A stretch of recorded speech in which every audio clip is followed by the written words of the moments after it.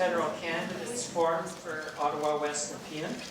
I'd like first to go over the ground rules that are being used tonight, just so that people are aware. We've already drawn lots for speaking order for the candidates, with all of them present. Almost all of them present. Speak up and turn it up. Okay. Can you hear me now? Good. So we've drawn lots for speaking order. Each candidate will give a 90-second introduction, which will be to keep things fair, and it's going to be timed with our moderator enforcing this. We'll then follow a 1-minute potential for rebuttal by each of the candidates, following which there will be questions put by the moderator, which have been given to us by the various sponsoring community associations. Following that, there will be questions from the floor. A question may be directed at a specific candidate or to all of the candidates. Regardless, there will be a period of 1 minute for a response from the designated candidate, with the opportunity then for all of the other candidates to continue and also have 1 minute to respond.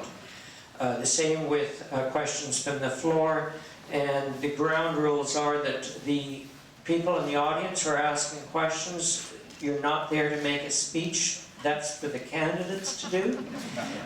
You are there to ask a question, and please be succinct and brief, because we want to fit in as much as we can. I see that it's been very popular. We should have gotten a bigger venue. So that being said, I'd like to introduce.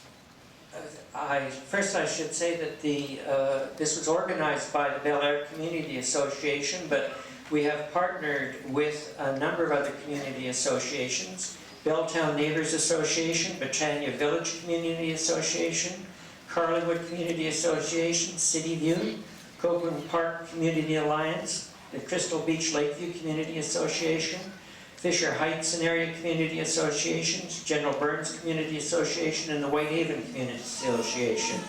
And we've all gotten together to sponsor this, and we were pleased to have all the candidates in this riding agree to participate in it.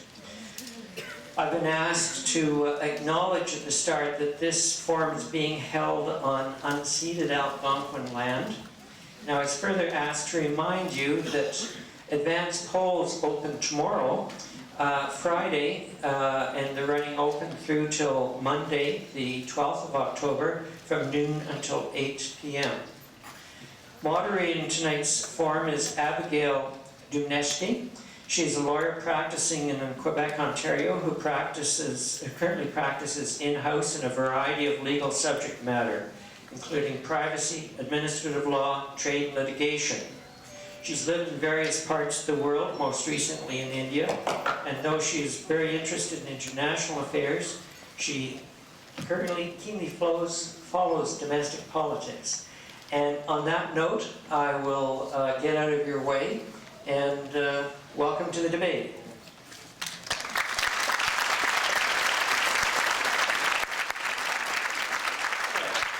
One last thing I should add: if there are disruptions, we're trying to have this go smoothly tonight, but if there are disruptions, you may be asked to leave, or we'll certainly be taping you, and you may find yourself on the internet as a result.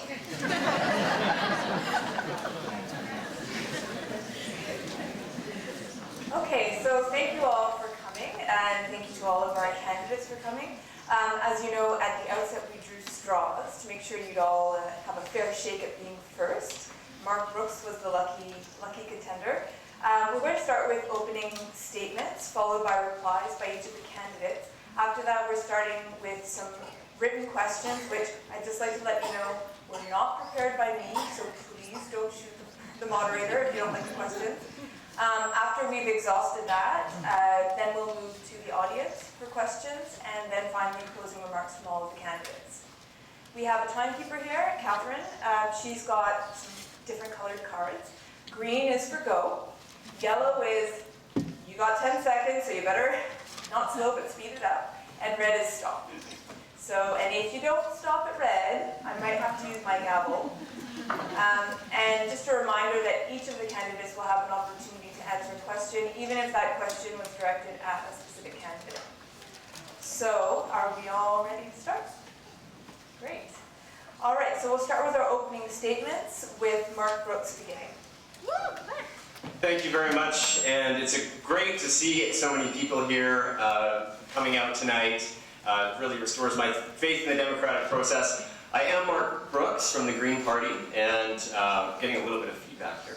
But I am an economist. I worked for the federal government for almost 10 years, most recently in the Department of Finance. I'm also a professor across the street at Algonquin College. And I have a 6-year-old daughter, and one of the reasons I got into this race was because I'm concerned about her future and the future world, the world that we're living for the next generation to come. The Green Party has a set of values that I think sets us apart from some of the other parties. We believe in building a strong, sustainable economy with good, long-term, stable jobs that don't rely on destroying our environment and impoverishing our world. We want to build strong communities, take care of seniors, and eliminate poverty. We want to restore Canadians' faith in the democratic process, which has really been under assault over the last 10 years under the Harper government. And we believe in taking bold action on climate change, restoring Canada's place in the world. Canadians want change in this election, and Ottawa West Nepean is one of the swing ridings that could determine the outcome of this election. So the race is close, and I urge you to keep that in mind when you vote. Our priority must be to ensure that the Conservative government is defeated on October 19th, and I look forward to discussing some of the issues with you tonight. Thank you very much.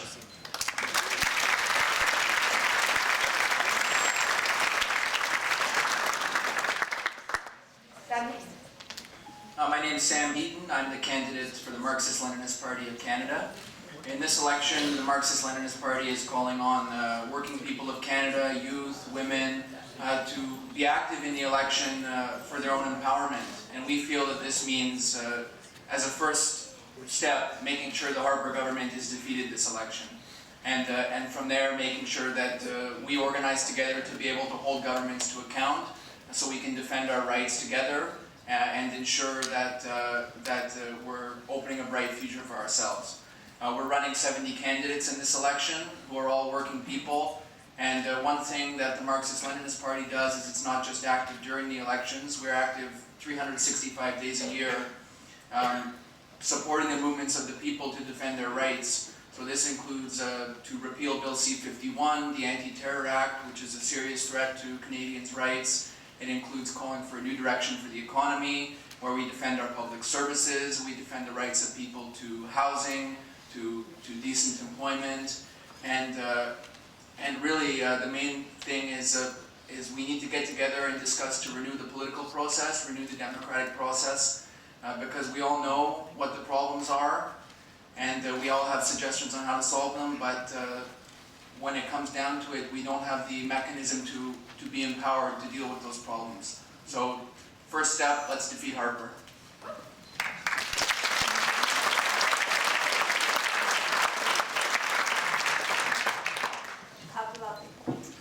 Hello everybody, and good evening. Thank you all for being here. You took the time from your busy schedules to be here. I know some of you left your kids to someone to take care of you just like I did, and I know you want to get back to them in time. And this means a lot. It means a lot to all of us as candidates. And so for that I want to say thank you. Thank you to the organizers, and thank you to all the community organizations that have come together in order to put this event. My name is Nepean. I'm the candidate for the Conservative Party of Canada. I'm very, very proud to be part of this entire process in terms of our democratic process here in Canada. I'm a father, married 15 years with 3 children. 9, 11, sorry, one just turned 12, I apologize. 12 and 9. I'm very happy to report that I joined this process because I've been a long member of this community, over 20 years of community service. During that time, I spent 8 years with the Boys and Girls Club working with low-income communities and making our communities better. to which time I also volunteered with the Boys and Girls, with the United Way in Ottawa, which was a great opportunity to give back to the community. The last 11 years I've been wearing the uniform through the Ottawa Police Service, one of the best organizations which I've taken a leave of absence to run in this election. I've been hearing, let's get rid of the Conservative government. Well, here's the reality. We've given Canadians a balanced budget, 1.3 million jobs, low tax plan for all Canadians. I think when you think of change, you're going to have to think twice. Thank you very much. The red card was shown.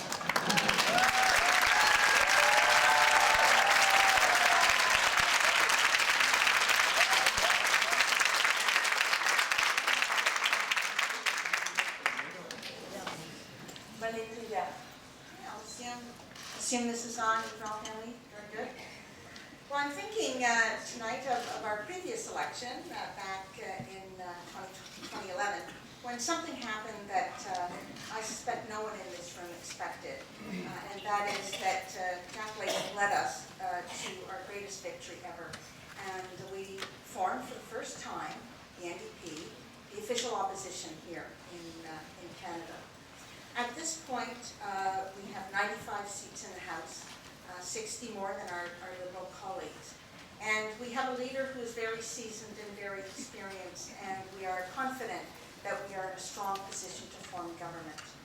Certainly, the polls did not predict that we would form the official opposition, so I will tell you not to pay too much attention to polls. We've had a few surprises, I think you might recall, in this country, where the polls told us a particular outcome and something very different actually occurred.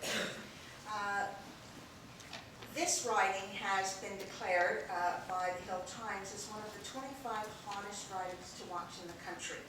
They have said that it is a three-way race and that this is a bellwether riding. And if the NDP forms government, a bellwether riding will be won by the party in power. And so my prediction is that we are going to turn Ottawa West Nepean orange. Thank you, and the card is returned.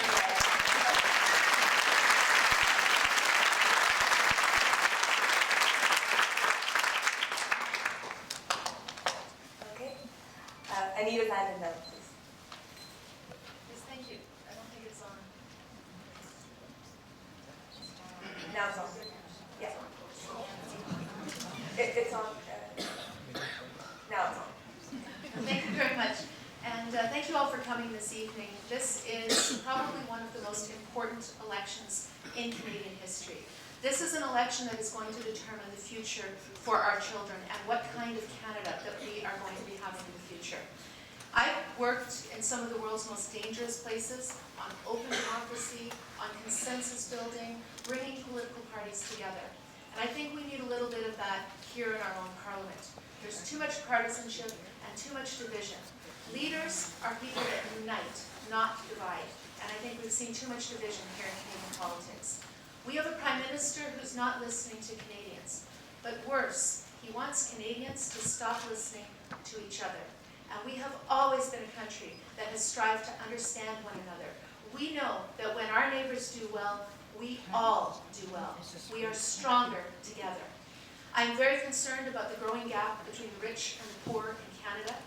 We have a plan, the Liberal Party, that will raise 314,000 children out of poverty. We will invest in Canadians, in infrastructure, in green technology, and grow the economy. We will make sure that seniors are looked after, and we will help families with children, and we will provide jobs for young people, over $1.3 billion in jobs for young people. And most importantly, we will restore our relationship of reconciliation with Aboriginal people. I'm here this evening to talk about the Liberal plan, which is a plan that is positive and will lead to a very strong country left. Thank you.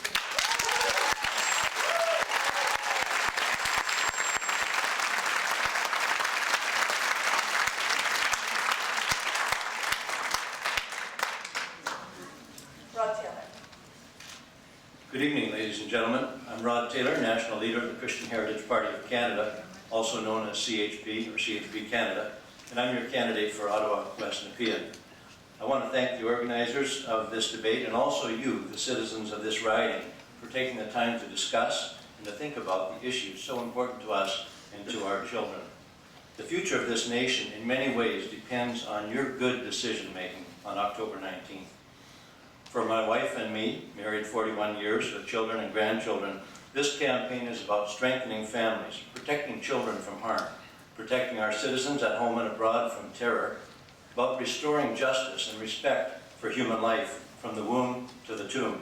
It's about defending freedom of speech, freedom of religion, and freedom of conscience. When we talk about rights, we also need to talk about responsibilities, responsibilities of citizenship.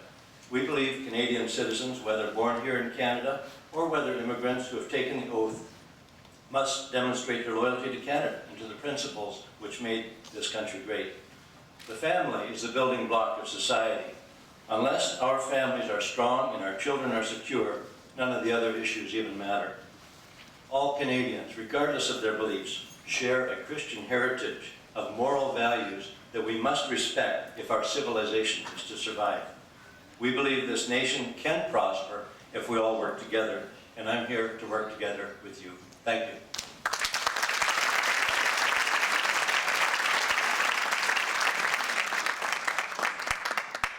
All right, thank you. So now you each have an opportunity to respond or to speak on another issue if you weren't able to earlier. You'll have 60 seconds this time, and we'll start again with Mark Brooks.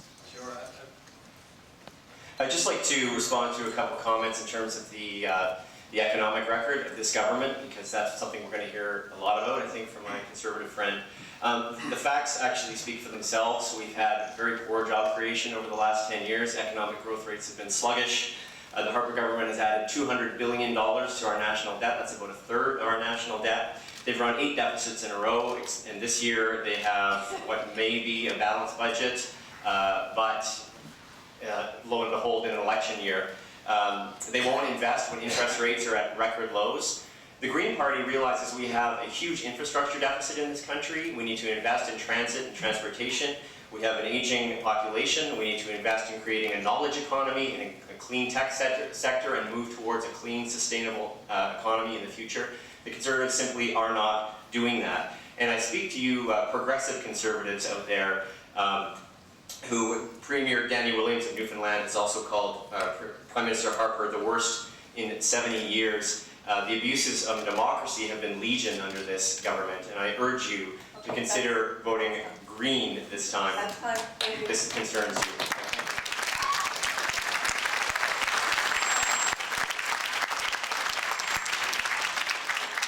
I just want to remind you this time around it's only 60 seconds, and if you go over time, I'm going to start using this. On the table.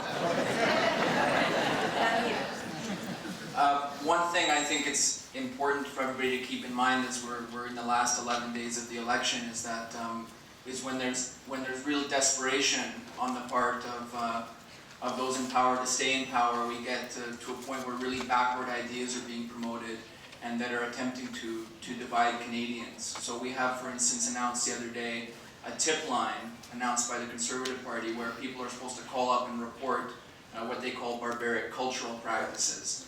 Well, it's very interesting to look at who this may be targeted to. I'm Canadian, and I've known a lot of other Canadians who have done things that could be considered barbaric, but this really goes across the spectrum. But the Conservative Party seems to be targeting specific communities.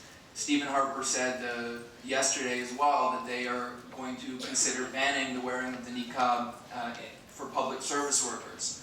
Now, this is straightforwardly an attack on conscience, on people's rights, and even an attack on separation of church and state, because it's not the state's job to tell that, so be very wary.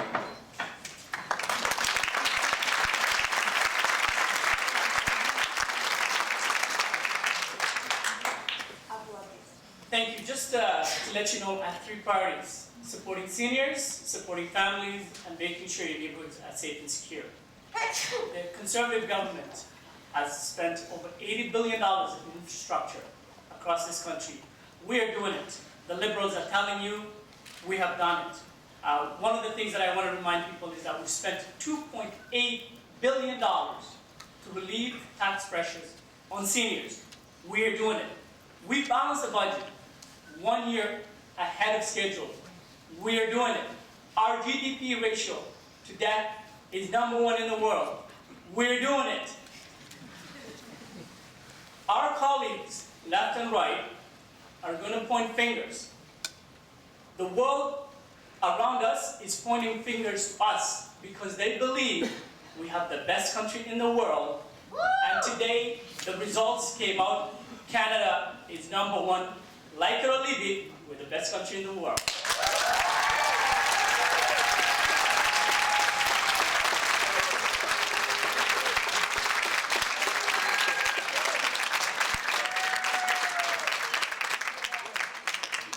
Well, Canada is a great country, but life for many Canadians has been getting more and more difficult.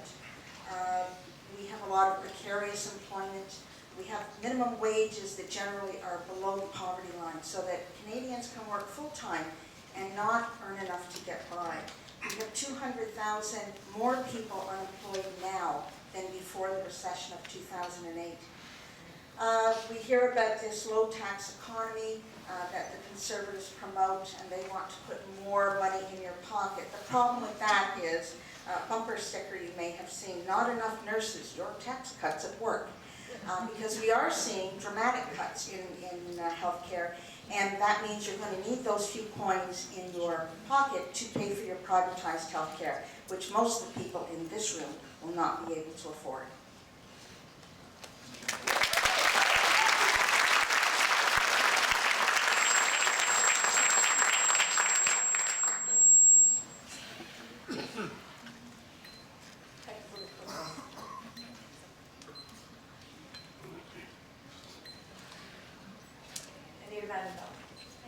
I'd just like to respond on the economic record of the Conservative Party, because right now we have the worst growth rate in Canada since the Great Depression.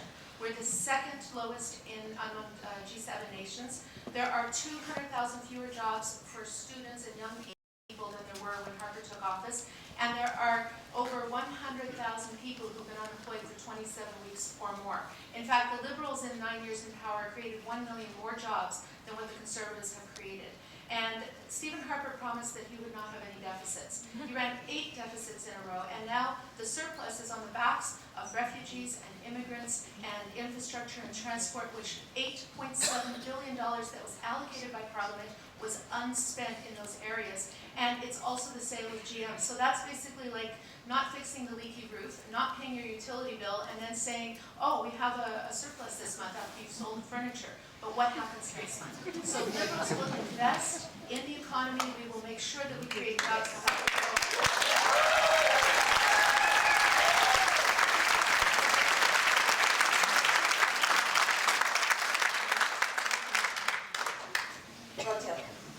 Thank you.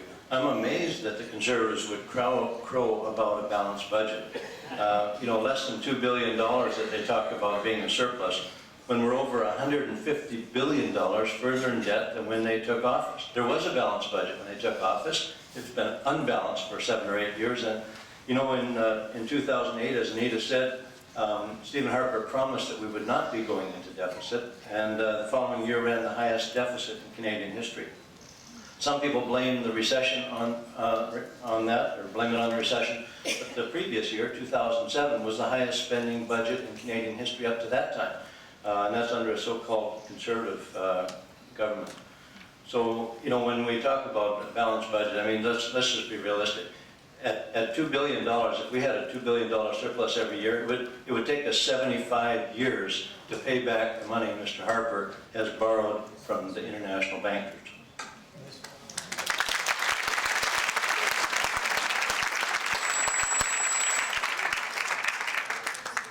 Thank you very much. So now we're moving into our prepared questions. Just a reminder, you'll have 1 minute to speak. Some of the questions will be geared towards all candidates, but I'll work in a particular order. And in other cases, questions will be geared towards particular candidates, but don't worry, you will get a chance, all of you, to reply, and to make your comments as well in response to the question. So this first one is for all candidates. So as an MP, how will you ensure that your constituents' problems or issues will be addressed by the government? We're going to start with Sam Heaton now. What I would do is first and foremost, I would organize people to bring their concerns directly to Parliament as an MP with the Marxist-Leninist Party. I would organize for people to actually have a role in democratic process beyond casting a vote every 4 years. And I would organize for people to get together in rooms like this, in their communities, come up with proposals, and themselves become the decision makers in society. As an MP, when it comes to specific communities, I feel that much more than just being listened to, people have to be empowered to defend their rights, and that goes for workers, national minorities, First Nations people, and everybody should have a real say in society. So I'm not promising specific amounts of money or things like that, but that I want to work with everybody to really renew our democratic process. Thank you.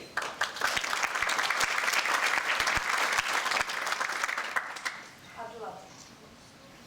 Trust. Trust, trust, trust. It's about trust building.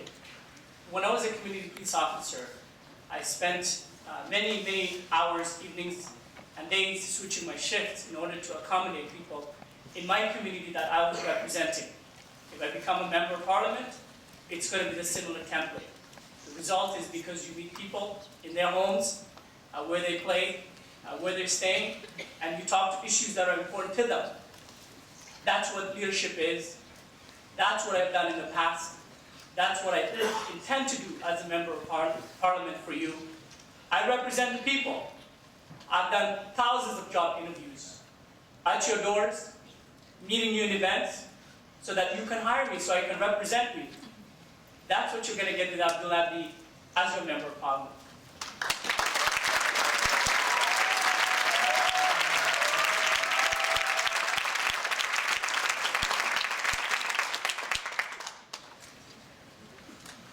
All right. Marlene Riviere. Thank you. During this campaign, I've been trying to do two things. One is to tell people about the policies that the NDP wants to bring forward. But I've also made it clear to people that I also want to listen. I want to know about what the issues are in different communities, the different interests that people have, so that I can better represent them. All my life, I have been working collaboratively with others in my professional life as a therapist at the Royal Ottawa, and in my many social activism and advocacy roles. But I think that one of the important things we can do to bring more of a spirit of collaboration to Parliament is to change our voting system. That we need to get rid of first past the post, which rewards one party and allows them to dominate Parliament, to proportional representation where all of the parties will have an interest in working together to bring about better governance for all Canadians.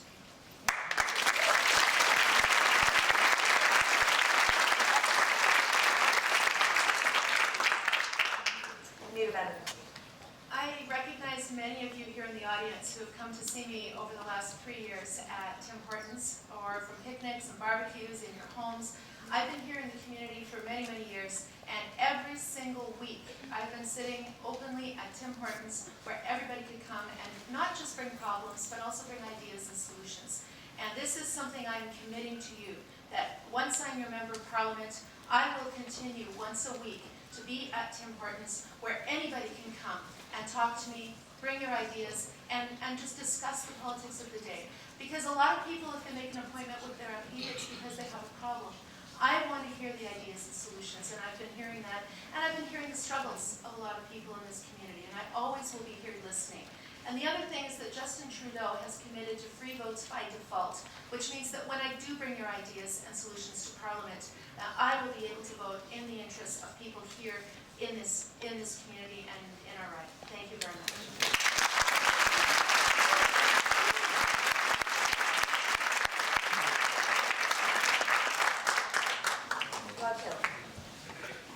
MPs are elected by the constituents in their ridings to bring their concerns to the House of Commons.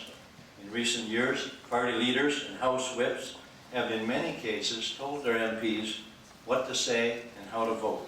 This is a travesty of democracy. That's not why we elect members of Parliament.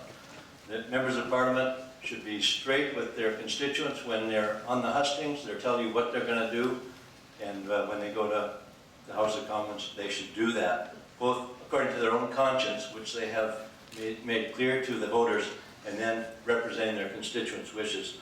As leader of CHP Canada, I have the privilege of guiding this party. But I also have assured my candidates and those who may become MPs that when they're in the House, they will have the freedom to speak and to vote according to their conscience and according to the wishes of their constituents.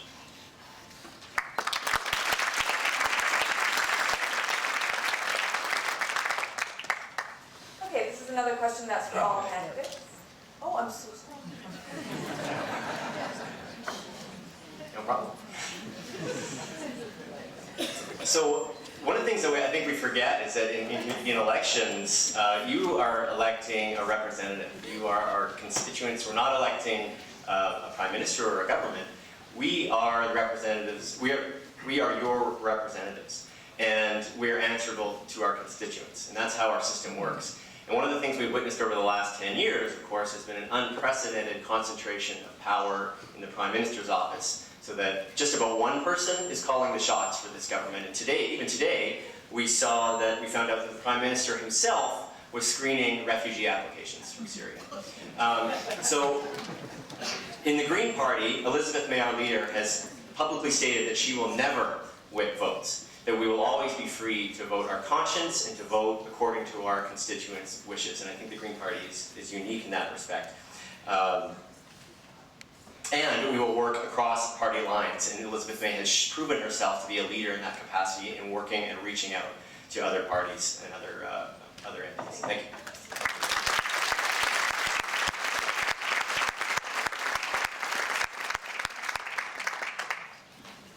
Okay, now we're to the next question, which is for all candidates. My apologies for that. We'll start with, so is your residence, first of all, this is a question for all of you, but is your residence in Ottawa West Nepean? If not, why do you feel qualified to represent us in Parliament? And this one is going to be Up to Lovely who starts. Thank you very much. No, my residence is not in Ottawa West Nepean. I used to live in Ottawa West Nepean in the 90s. I moved to the south. The reason why I feel I'm fully qualified in Ottawa West Nepean as your candidate here and your member of Parliament is I've spent 20 years in this community, 8 years through the Boys and Girls Club, 11 years wearing the uniform in this community, patrolling your neighborhoods, running after bad guys, dealing with victims of crime, making sure that Ottawa West Nepean remains to be one of the safest communities. I've invested 20 years in this community. I've been asked to run in other communities and I refused because this is where I've been for 2 decades and this is the community that I want to serve.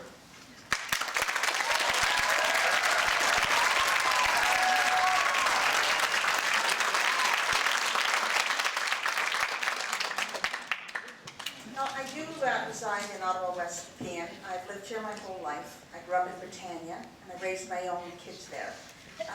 During my student days, I did reside outside the riding in Ottawa Centre, but repatriated shortly after that, although it's good to, see the world.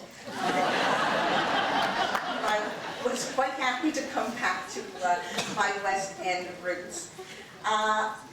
I know the riding not just because I physically lived here, but because I've been very involved in a lot of community activism around healthcare, protecting healthcare, anti-poverty initiatives, trying to raise the minimum wage, labor issues, women's rights, pay equity. So I know a lot about the experiences, the everyday experiences of people in this community.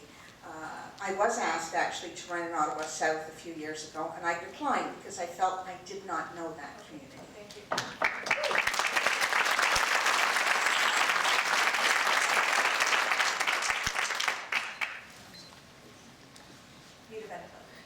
Yes, my residence is here in Ottawa West Nepean. I live in Britannia, and before that I lived for a number of years in Lincoln Heights.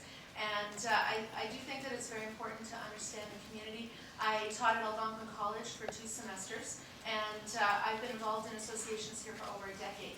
I think that one of the most important things for a member of Parliament is to understand the diversity of people in the community. And I've spent my whole life trying to bring voices that are outside of decision making into the decision-making processes, those people who are invisible.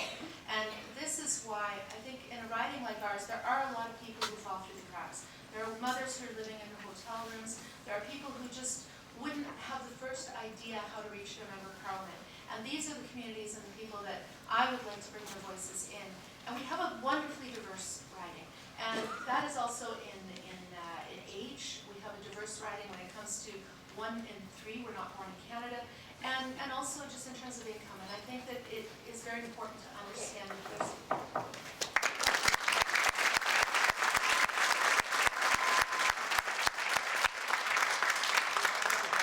Marlene and Anita, please. Can't hear you back here. I think the question was, can you speak a little louder or bring your mics closer? All right, Rod Taylor. The short answer to that question is not yet. My wife and I and our children live in northern British Columbia, where I've worked in the sawmill industry for many years and worked with First Nations people there. Last November, after we've been involved with the Christian Heritage Party for 28 years, I became the leader of the party. And I'm wanting to bring the message of the Christian Heritage Party to the Ottawa region, and several friends from this area suggested this riding. I'm so glad they did. I really have been enjoying the process of getting to know this area. Obviously, there's a lot more to know than what I know now. But I do know that across the country, we have shared values, shared concerns that go beyond our local concerns. Certainly, we want an MP to represent our local issues, transit and employment and those kind of things. But we also have the issues of sanctity of human life and other things that I want to bring, as leader of the party, I want to bring to Ottawa, West Nepean. Thank you.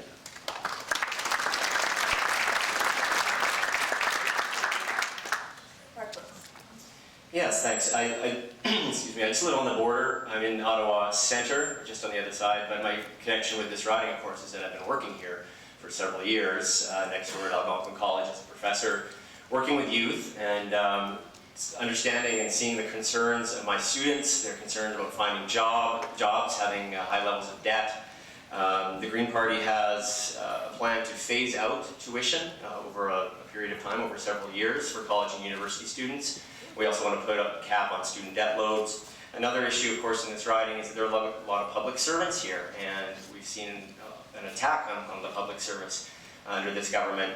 We have a national senior strategy, which includes more long-term housing, long-term care, and the Green Party wants to have a national housing strategy. We're the only OECD country, the only rich country not to have one, and there's no excuse for why people still cannot afford housing in a rich country like Canada, so we want to address that, and I think that would be a big issue for people in this riding. Thanks.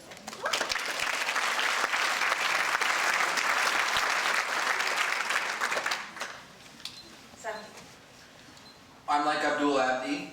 I used to live here. I don't anymore. I'm running in Ottawa, West Nepean because it's a community where there is a lot of concern about social programs and public services, healthcare, Canada Post. This was one of the areas where they put these postal boxes in first, which was a decision supported by the Harper government and has a serious effect, especially on seniors come winter time. There's a number of concerns about that. And it's a riding where, far from what the Harper government is doing now, which is associating people's cultures with barbaric practices, there are people who have very many cultures which Canada should treat equally to other cultures. And I feel that the lives of Canadians will be much enriched by having equality of cultures and having Canadians from all backgrounds learn each other's languages and really build a society that we want to see.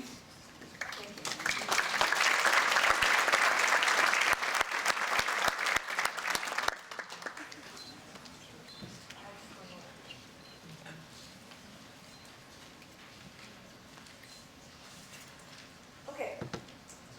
Yeah.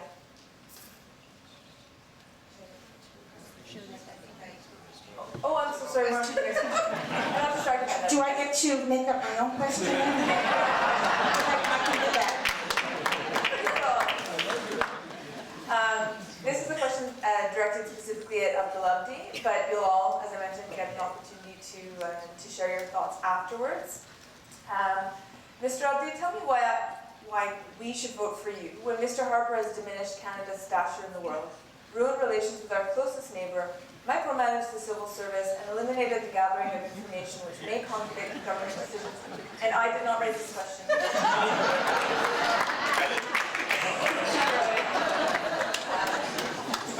Over to you, Mr. Abdi. So do I get 10 minutes for that? Just one. All right. Well, thank you for the question. The measure, you should vote for me, first of all, because of my community service in this community. I made it very clear, I've been involved in this community for over 20 years, making sure that we help people in need. I know my colleague from the Liberal wing there mentioned that people have fallen through the cracks.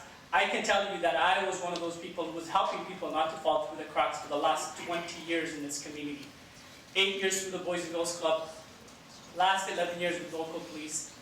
Speaking of Prime Minister Harper, those people who are going to point fingers at him in terms of the world's reputation, I think you just need to go to Ottawa Airport and come back to Canada. And that's when you're going to realize you have the best country in the world to live.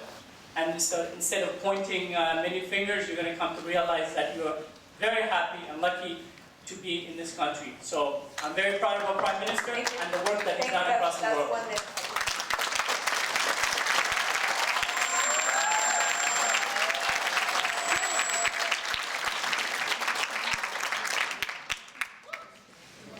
Now it's your turn. Thank you. Unfortunately, under the Harper years, I think that Canada has very much lost its stature within the international community. We've had a proud history of peacekeeping, which has been lost to us. We can no longer act as an international arbiter of conflict because we're not seen as having balanced views on foreign issues. We have a public service that is paralyzed by fear of either speaking out on an issue. They're essentially muzzled by the government and are unable to fulfill their obligations to Canadians, which is really who they answer to, and that they fear from day to day that they might lose their jobs. Also, we have a government which is pitting one group against another in a very divisive way, and that is absolutely not the Canadian way.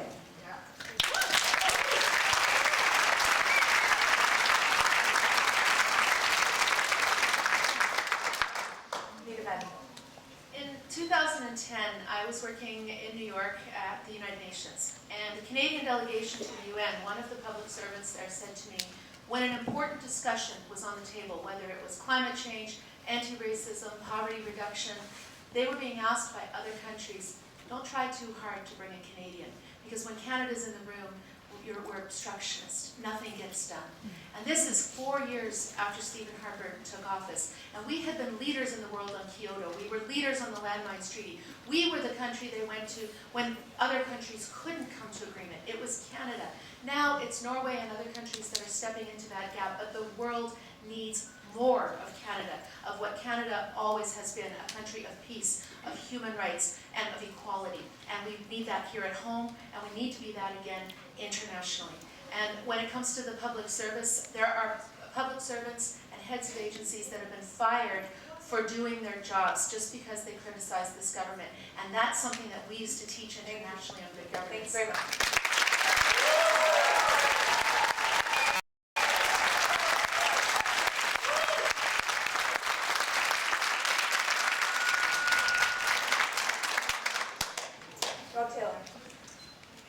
We want to give credit where credit's due, and we actually support Mr. Harper on a number of issues.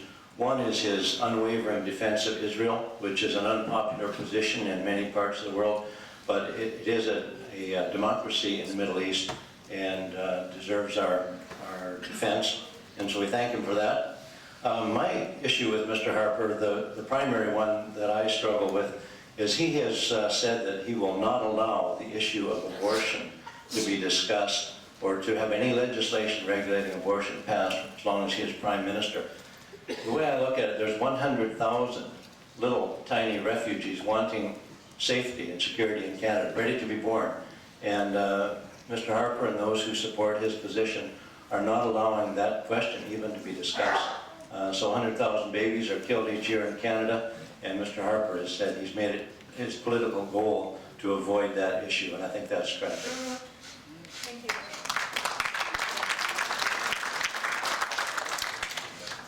Mark Brooks. Thank you. I don't think it's any doubt, everybody knows that Canada's stature in the world has diminished over the past 10 years. On the climate change file, just for one example, Canada is seen as an international laggard, not only not doing anything meaningful to reduce our greenhouse gas emissions, but actually preventing progress internationally and obstructing progress in terms of coming to some kind of agreement, international agreement to reduce greenhouse gas emissions. We've seen attacks on our scientists, muzzling of science. We've seen omnibus bills, anti-democratic omnibus bills, one in 2012, changed 70 pieces of legislation. 70 laws were changed in one omnibus bill. So we've seen unprecedented abuses of power by this government. And I think that Canada, we need to restore our place in the world. We need to restore our standing in the world. And even if you, I'm done.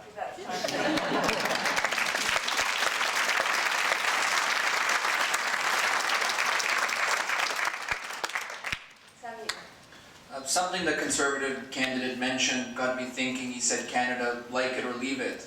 It got me thinking about the Indigenous peoples of Canada, who are the original peoples here. And under the Harper government, under actually all previous Canadian governments, but really particularly under the Harper governments, they've had their rights so violated. And in many places in the country, including Ontario, are forced to live in third world conditions. And under the Harper government, there have been so many laws passed directly punishing them. Well-known advocates of the First Nations, such as Cindy Blackstock, who advocates for First Nations children, found that CSIS, the Canadian spy agency, had been following her, keeping files on her, and this really goes across the board. So for the people who come from this land, they don't have the option to just go leave it somewhere else if they're not being treated well. And I think it goes for Canadians as well, that if we don't like something about Canada, we should get together and solve the problem, and that comes by defending the rights of all.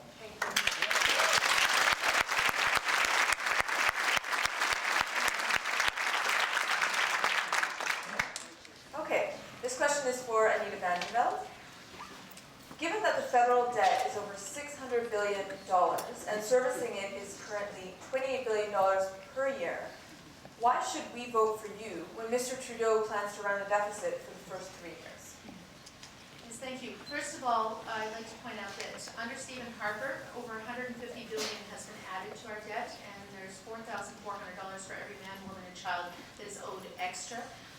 What we're facing right now is we have a low debt to GDP ratio, and there are low interest rates. Even David Dodge, all financial experts are saying this is the time to invest. Because if you can invest in jobs, if you can create growth in the economy, that's how you get out of the recession. That's how you end up in the long run, and we're saying within 3 years, we'll be able to balance the budget, but not through cuts, but because we'll be growing the economy.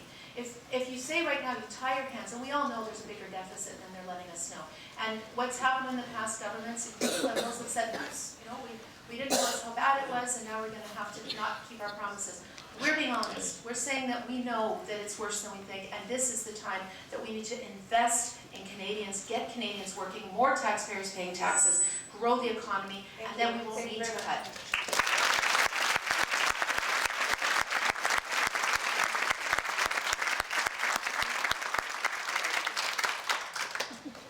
Rod Taylor.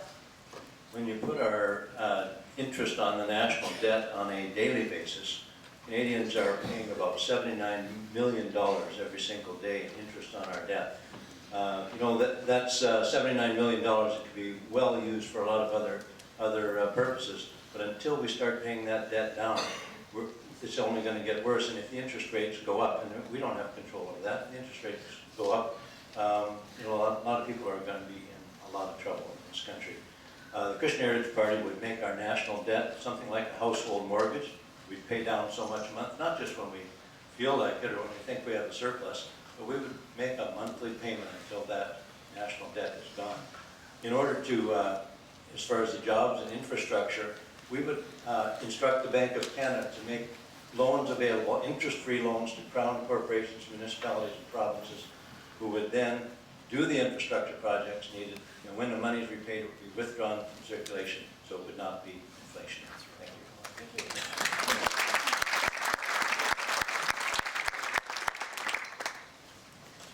Mark Brooks. Thanks. So, as an economist, I can tell you that, in fact, it is an ideal time to be investing and to be borrowing, not at exorbitant levels, but as we all know with our mortgages, that interest rates are at unprecedented low levels, and our debt to GDP is actually quite manageable. So, in fact, it is a good time to be investing because our economic growth is very sluggish right now, and our job creation is very sluggish. We have a huge infrastructure deficit in this country, and the Green Party believes we should be investing in our infrastructure, in our transit, in our roads. We need to invest in a housing strategy. We need to invest in education and skills training for our young people and creating jobs. The Green Party has a national sustainable jobs plan. And why, just as an example, why on earth are we subsidizing the richest corporations in the world, oil companies, to the tune of $1 billion in this country, when we could be using that money to invest in renewable energy for a clean energy?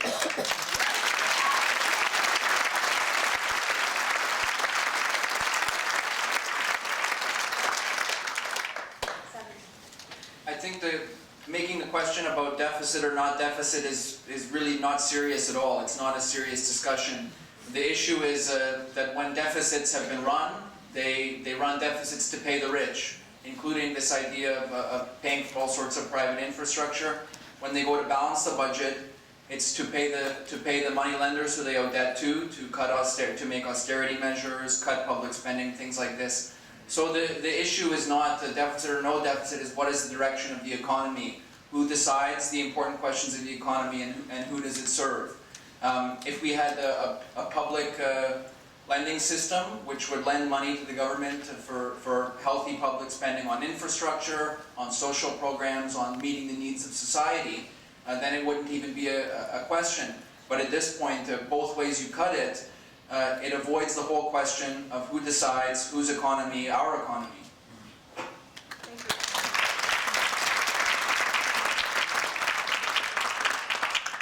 It's, first of all, I'm having a bit of a difficult time trying to differentiate the policies of the Green Party and not of the Liberals, because they seem to be very identical. Second of all, I'd like to talk a little bit about what the Prime Minister, in terms of the low tax plan, has brought for us.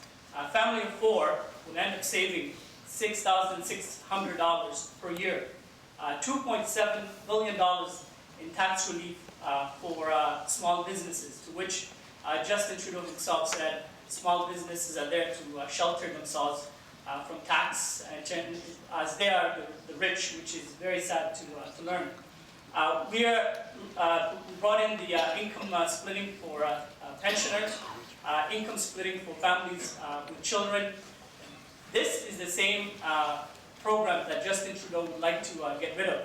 So it's the same Justin Trudeau who also not too long ago said he will never run deficits. But guess what? He's here again, and that's what he wants to do. Just can't trust him.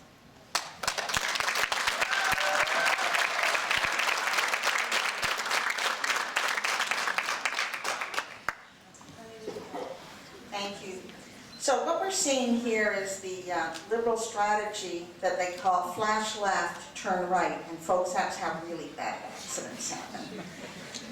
We know that the Liberals have a reputation of running on the left and governing on the right. And we just saw that with Kathleen Wynne, who was re-elected to a majority, and who is now trying to sell off Hydro One.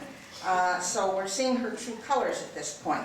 It also is important to blow apart the mythology that New Democrat governments don't do well fiscally as managers. The reality is that the Stats Canada data shows that we, in our provincial and federal governments, have been the best fiscal managers in terms of balancing the budget. And I will remind you that when Tommy Douglas introduced Medicare in Saskatchewan, he ran 17 balanced budgets in a row.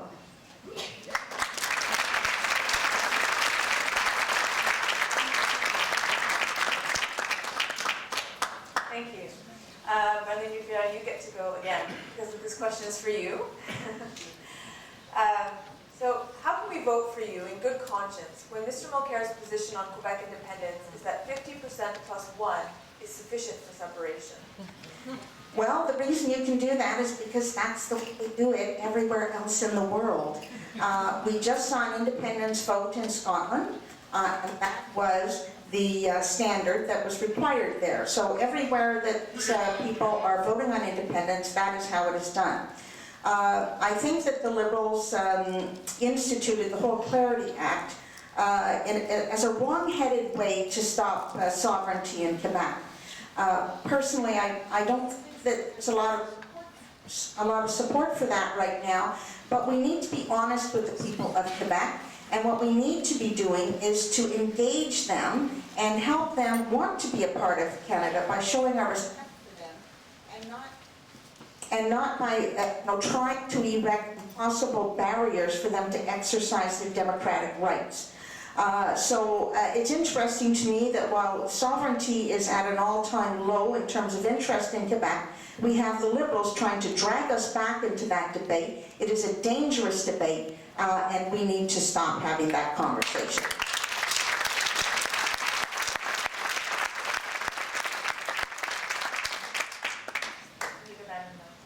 Yes, thank you. Liberal Party fully stands behind the Clarity Act, and in fact, my background is in democratic development, and I can tell you that since Canada came up with the Clarity Act, it has actually been modeled around the world.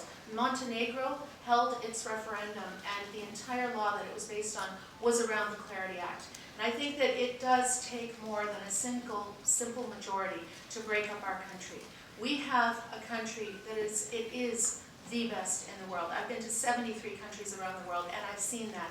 And the fact is that we need to work together. We need leadership that is going to be unified, and we cannot go back to something that, in fact, in the rest of the world, they are modeling on our Clarity Act and saying that you do need to have more than 50% to break up one of the best countries in the world. And this is something that the Liberal Party will stick to, and in fact, this is something that, as I said, around the world is being used the way that Canada is one of the first ones that actually had legislation on this.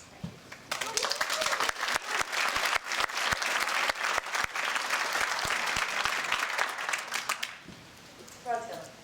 Well, although it's not a new question, I just find it almost unthinkable that we would have separation between Quebec and the rest of Canada. We have a historic arrangement between English and French people that has resulted in a country that, as several have said here, is unequaled.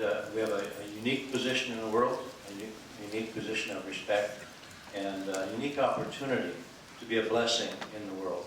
It should be pointed out that there are, aside from the French and English portions of this country, not only immigrants, but also 600 First Nations who are having their own sovereignty questions and sovereignty discussions. How are we going to move forward? I think it's important that we as Canadians decide together that we are going to be one nation, we are going to move forward, we are going to be a demonstration in the earth about how people can get along, can honor one another, and can work together. Thank you.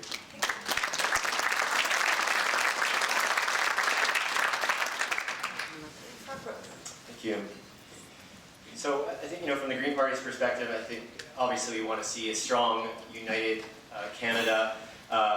We believe Quebecers have a right to choose their own futures, of course, provided that any referendum question would be clear and unambiguous. But it is really a distraction. I think most Quebecers want to stay in Canada. I like to believe that. I think, we have a great country, a great federation. And really this is a bit of a diversion from the real issues. I mean, this is an important question for the future of our country. But we have some very critical issues facing us as a nation. How are we going to grapple with the climate change problem, which is a crisis staring at our children and at us, really. We're really not doing anything about it. We're not investing in clean energy. We have a jobs problem for young people. We need to create a knowledge economy. We have an infrastructure deficit. So these are the questions that I think we really should be focusing on, and the Green Party wants to do that by bringing all levels of government together through a council of Canadian governments. I'll talk about that.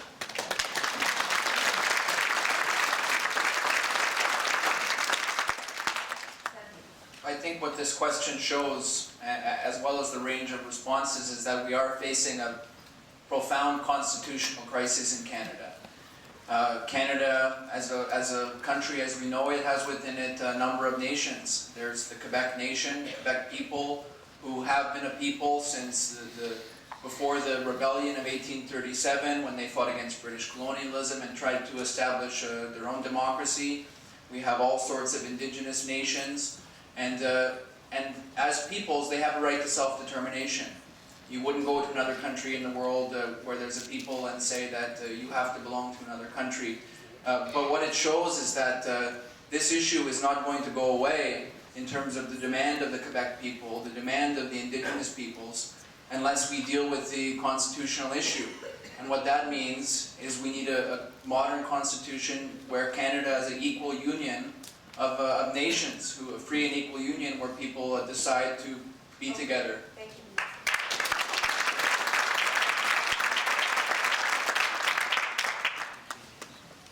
Just like everybody else here, I'm very proud to be Canadian, and I'm very proud to have Quebec as part of this country with its history in terms of Canada, its richness, and the language and the people and what it has to offer. So for me, a great Canada is a country that also has Quebec within it.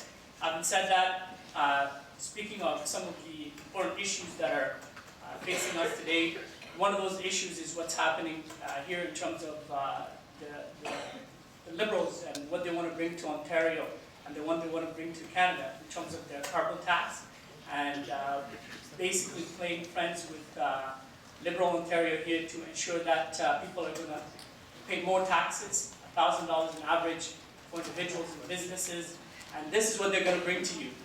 More taxes and more taxes, and that's what we want to avoid.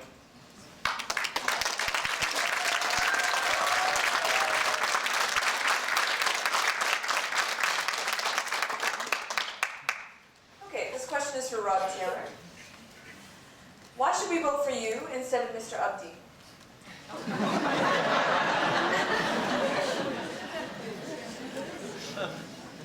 Well, in this country, we're deciding about where this country is going to go. I've made my position very clear on the respect for the sanctity of human life. Made my position clear on support for security, the need for security across the board. I represent the values that this country was founded on. Our Charter of Rights and Freedoms begins with the preamble. Canada is founded on principles that recognize the supremacy of God and the rule of law. That lays the foundation for this country, and all of us in this room are living in a country that's founded on an understanding that we're here by the divine blessing and design of a loving Creator. We're here for a purpose. I'm not going to say that others don't have that same view, but I would like to bring that point of view forward in the House of Commons. Thank you very much.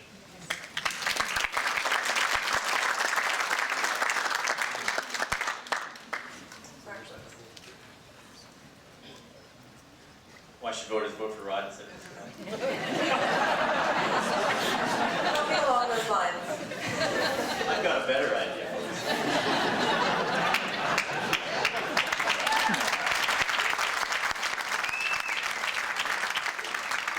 So, we all remember the progressive Conservative government of Brian Mulroney, and Elizabeth May actually served in that government as an environmental advisor to that government, and the Prime Minister. Now we have our policy differences with that government, but for you Conservatives in the audience, we know that this government is a far cry from that old progressive conservative government. And so even Preston Mann has admitted that the foundation of conservative principles is the word conserve. And he's talking about being fiscally conservative, but also conservative with our use of resources. And this government has been incredibly reckless with how they use the natural resources in this country.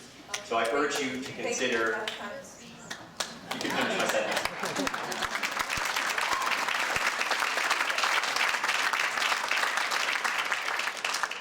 Okay, Sam, you. Well,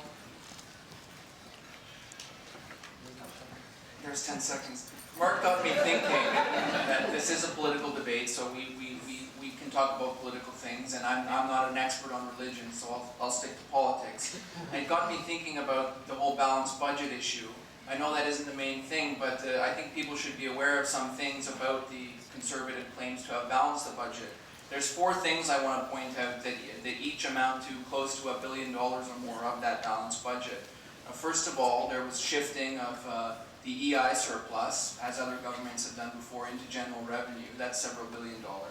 Second of all, they sold the GM shares that were bought during the recession for a loss of several $1 billion, but that made up a part of the surplus. The third thing is that sick leave from federal public service workers in this riding here to the tune of $900 million was taken outside of the contract negotiations. And then the other thing is, as was brought up before, the unspent funds. So when we talk about a balance as an accounting trick, we have to think about what balance really means. Thank you.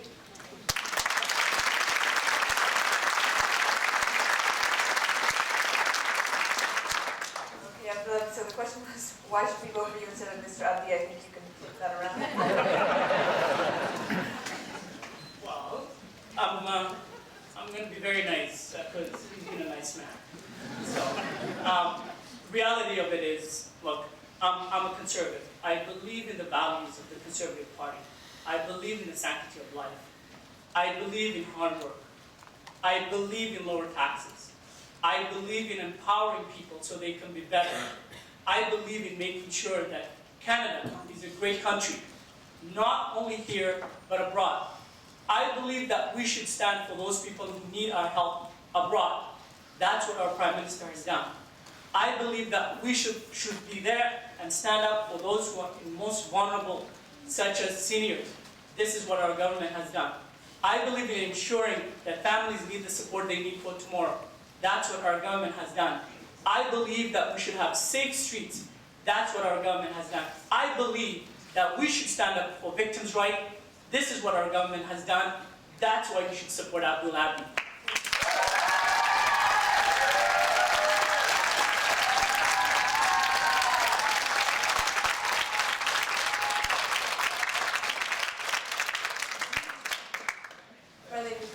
Thank you.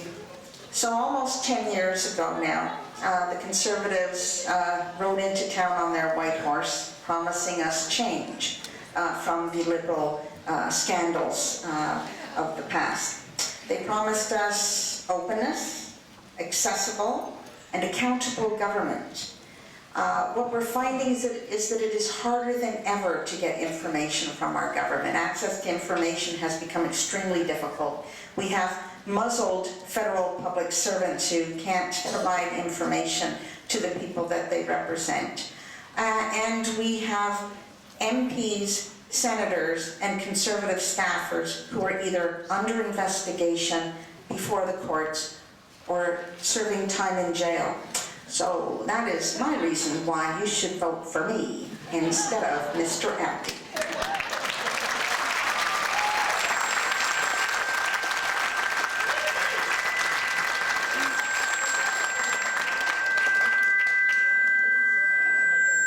Pause it. I know we still have a new time, but we're getting a lot of feedback.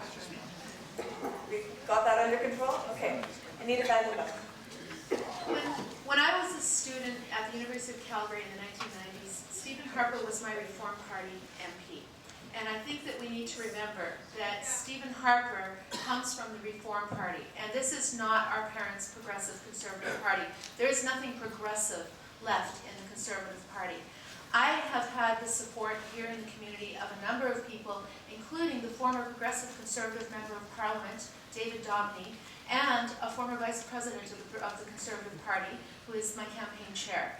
And I think a lot of people are realizing that it's not even about the decisions that are being made, it's about how these decisions are being made. It is one man making the decisions. And so I have had the opportunity when I launched my campaign to unite all of the progressive-minded people in this riding. I had the former Progressive Conservative and Liberal MPs. I had a former NDP candidate and a former Green candidate standing behind me when I launched my campaign.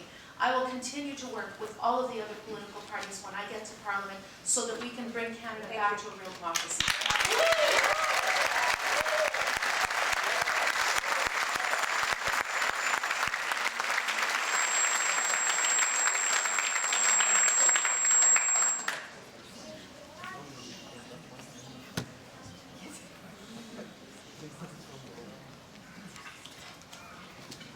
Okay.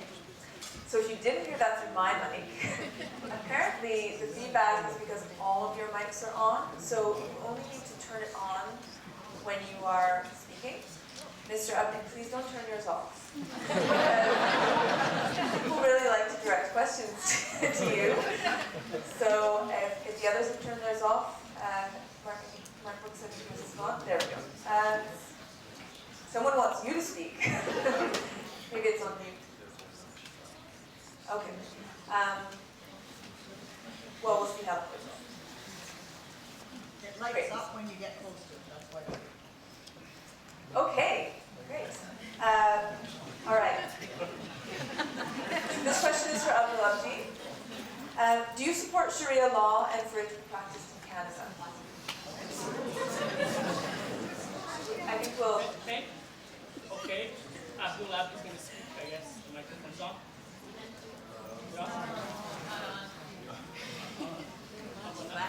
Okay, press it again.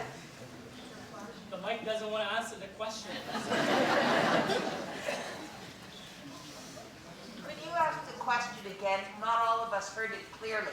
Sure. So I'll ask the question again, and maybe we can figure out the microphone. There we go. So I guess when it's flashing, like Mark Brooks' microphone, it's on mute or something, or standby, and when it's solid, okay. So I've been asked to repeat the question. The question, Mr. Abdi, is, do you support Sharia law and for it to be practiced in Canada? Abdul Abdi does not support Sharia law to be practiced in Canada. Abdul Abdi, for the last 12 years almost, has been enforcing the law of the land, which is the Canadian law, which is the Criminal Code of Canada that applies to all Canadians. That is what I have been enforcing during my time as a police officer. That's what I intend to enforce when I become your next member of Parliament. Thank you.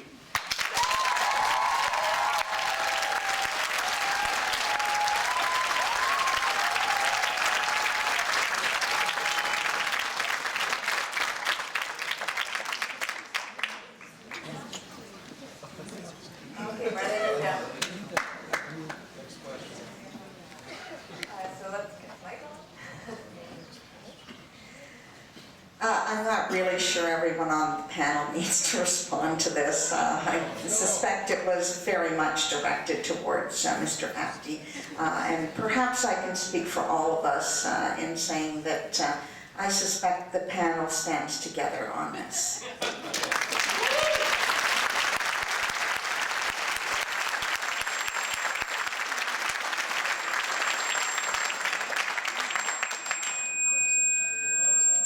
Microphone's off if you're... So I guess that's the green light for me to move to the next question. No, I think they have done their best to speak for themselves. I mean, the one thing I would say is that I question why the question was directed to Mr. Abdi, and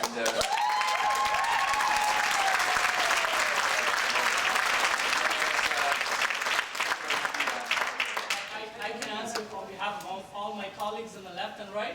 I think we all stand on the same on that issue.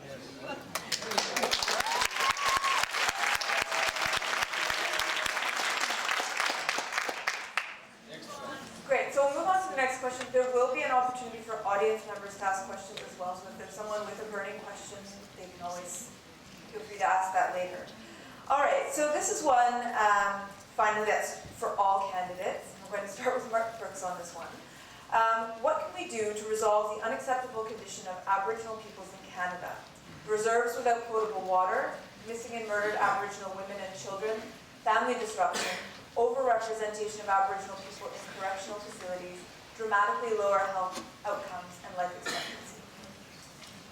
Thank you. This is a very important question. Thank you for this, because frankly, Aboriginal issues, First Nation and Inuit issues have not received enough attention in this election campaign amongst federal leaders. It's frankly, I find it quite appalling that we're talking about the NECAB and not the conditions on Aboriginal communities in this country. As we've heard,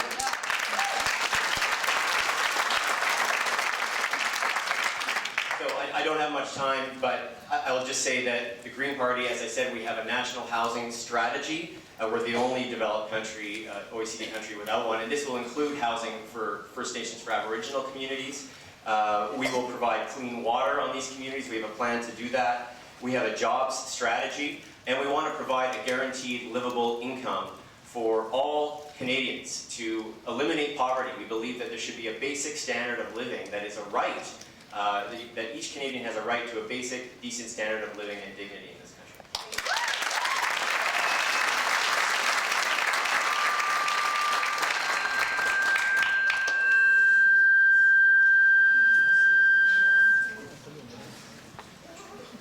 Okay. Sam.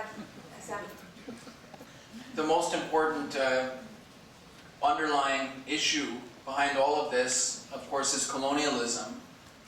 Historic, and if we look at how Canada is working today, it's the present colonialism as well. Indigenous peoples are denied, first and foremost, their right to self-determination as peoples, to be recognized as nations by Canada and dealt with on a basis of mutual respect, but then also denied the treaty rights which Canada owes them based on serious documents which were signed, as well as the constitutional rights. So this includes just the overall humiliation which Canada has subjected people to, first and foremost by denying their right to culture. The right to culture is very important, and today we have so many languages which not only should be supported within Indigenous communities, but learned by Canadians as well. And there's so many things, crisis of foster care.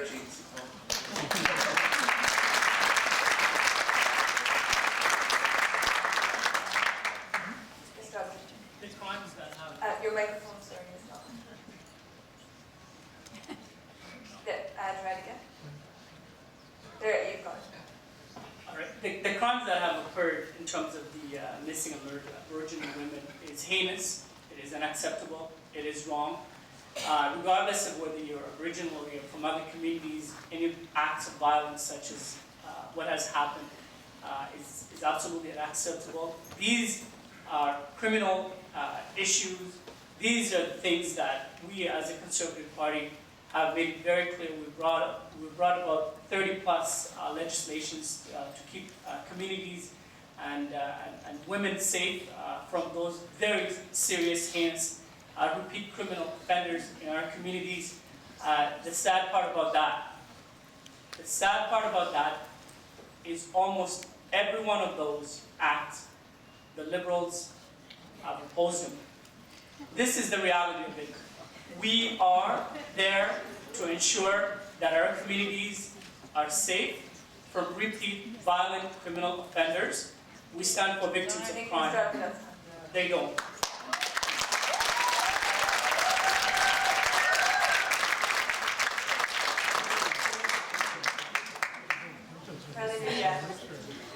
So folks, all of us in this room have to come to grips with something here, and that this is not just about crime. It is about coming to grips with systemic racism in this country, which is responsible for what Native peoples, Aboriginal peoples have experienced. We've committed that within the first 100 days of office, we will start the inquiry on missing and Aboriginal women and girls.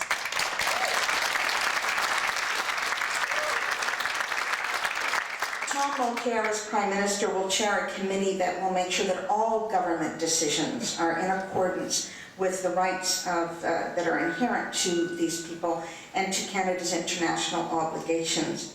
We will fix our broken treaty promises. We have a lot of work to do there, and we will resolve the land claims that are still outstanding. As it's been pointed out, we sit here on unceded Algonquin territory. We will implement the principles of the United Nations Declaration on the Rights of Indigenous People. It's a big question.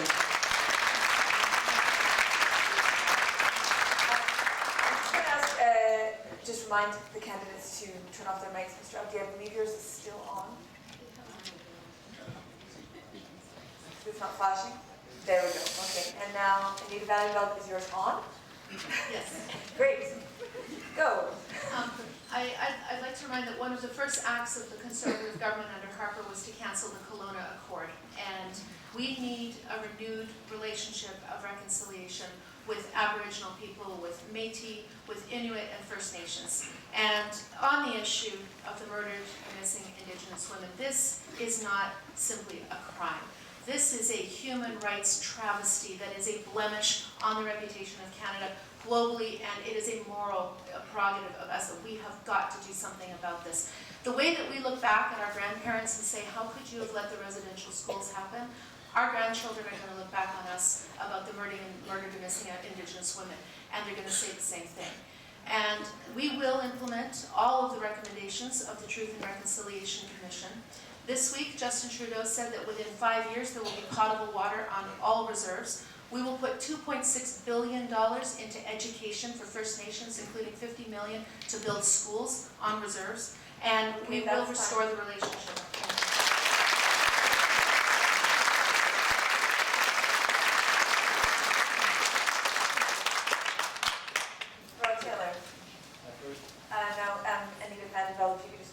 I first became aware of the injustices with First Nations when my father was defending the Seneca Indians in western New York State who were being driven off their land and violating the longest standing treaty in the United States at that time.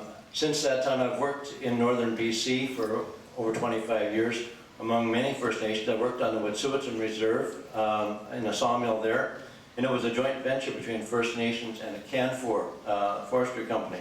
And it provided a tremendous opportunity for people to pull themselves out of, not only out of poverty, but out of a lifestyle that had become toxic.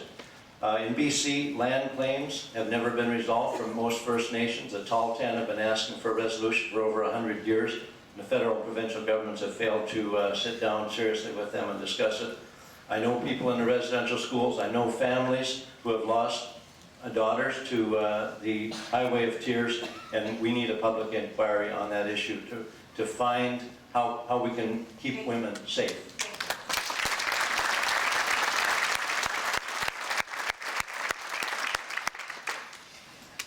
Okay, so the next question is once again directed to Mr. Abdi. Sorry, again, I didn't prepare the question. Do you support allowing federal scientists to freely speak to the public about their research? And I don't think your microphone is on. And Mr. Brooks, sorry, Mr. Taylor, if you could turn yours off. All right. First of all, I just want to start off by saying the Conservative Party, and myself as Abdul Abdi, being a public servant, I have high degree of respect for people who work for our community, people who are out there in terms of making sure Canada, am I okay? I think you need to bring the mic a little closer to you. All right, so just wanted to make sure that people know that I have high degree of respect for the public service. We want to maintain a positive relationship, and that's what we intend to do.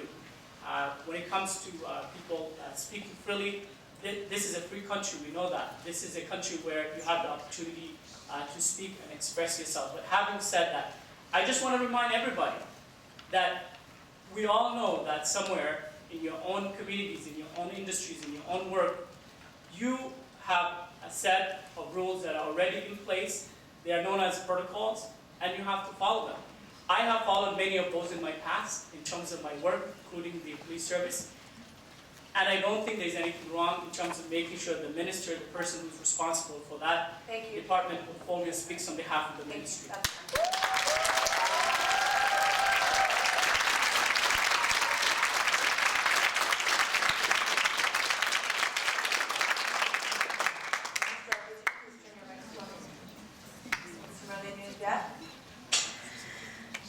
This is a free country, but our public service is clearly not free to speak. There is a difference between protocols and muzzling. I don't think anyone would question that there are protocols about how you release information to the public. But we know that we are not getting the information that we are paying public servants to acquire on our behalf, to report on the research that they do. There is only one reason that should get in the way of a public servant being able to report their findings to us once they've gone through their protocols, and that is national security. Other than that, we as Canadians have a right to that information that is gathered on our behalf.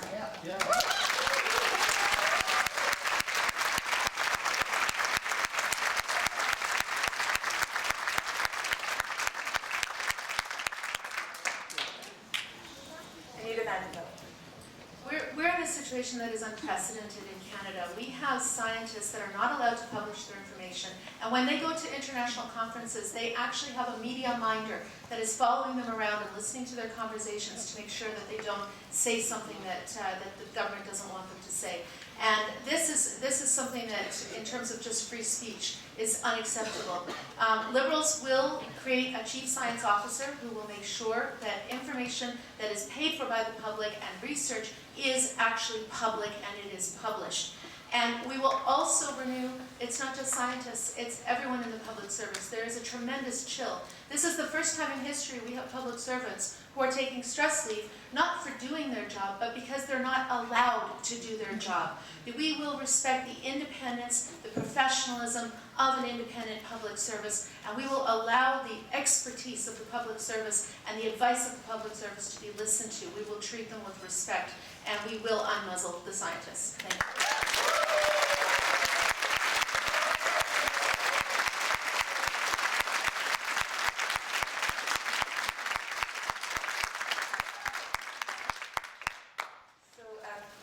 And Rod Taylor is next. Well, we need to talk about what kind of information is being hidden. In both Ontario and BC, abortion statistics are not available to residents of those provinces who are paying for them. Though it is the only type of health care, the results of which is hidden from the public. We are not told how many women are aborted, their ages, side effects, any of those details, which are just statistical information that residents of the provinces should know. And the only excuse for it is people don't want to talk about that issue. They don't want other people talking about it. But it is absolutely important in a general sense for research findings that Canadians are paying for to be made available to the citizens who are funding.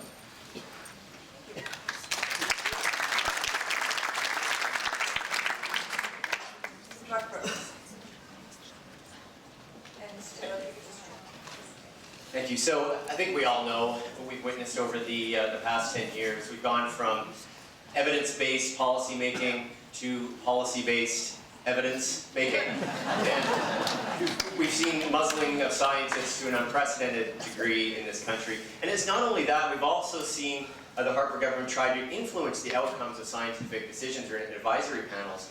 Just to give an example, the National Energy Board, recently a former oil company representative was appointed to the National Energy Board, which is now supposed to be making impartial decisions on whether pipelines should be approved or not. So the Green Party, we will immediately unmuzzle our scientists so they're free to discuss without censorship their findings. We're going to introduce open science legislation that would ensure that all government-funded scientific research is publicly accessible by law. And Elizabeth May's bill, which died on the order paper, will be re-entered to mandate that all publicly funded science must be published.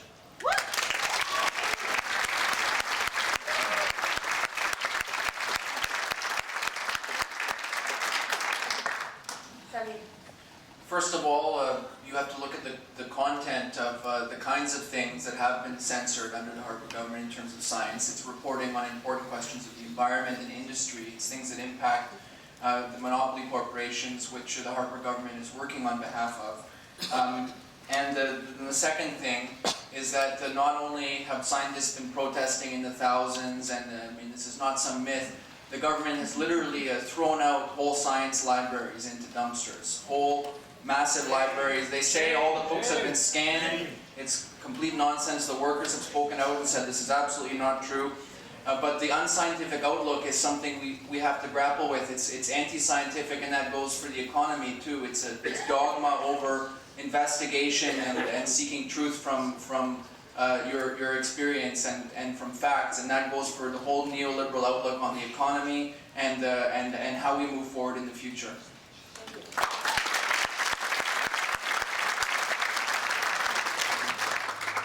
I have to say I'm very impressed at how you're keeping your answers within the time. No small feat, so well done. It's this, carry a big stick, right? Okay, this is another question, again, for all candidates. And this time we're going to start with Marlene Riviere. So get ready with your mic. So the federal government is the main source of employment in this constituency. What do you consider to be a fair process and offer from the government in negotiations with unions to renew collective agreements? Well, folks, that's a very simple answer to this, and that's between the unions and their employer. And we should not be living in a country where the government, if it fears it's not going to get what it wants at the bargaining table, it prepares legislation so that it can get it that way, which is what we've seen with the government around the sick leave issue. The sick leave issue has been distorted. When Paul Dewar asked for some information from the parliamentary budget officer, it clearly contradicted the information that Tony Clement, as minister, had presented, which suggested that there was widespread abuse of sick leave. If the government wants to change the sick leave program, then they need to go to the table with the people with whom they negotiated that plan in the first place. And that's how you change things. You don't do it through legislation, and certainly not through legislation that is buried inside omnibus bills and takes away, for instance, the right to refuse unsafe work.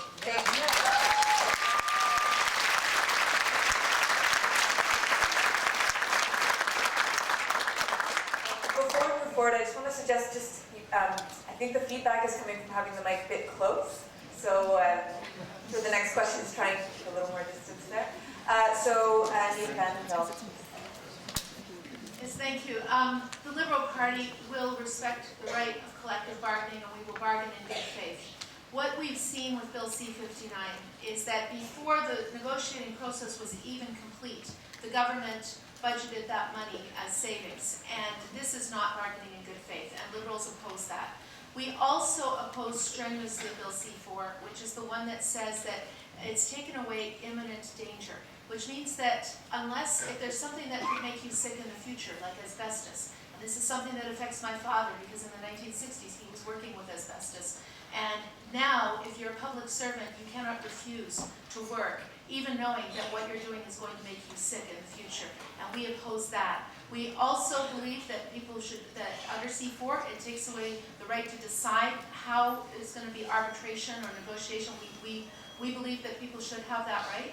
And again, all of this comes down to respect. There are other anti-union bills like C-377, which we oppose. Okay. Okay.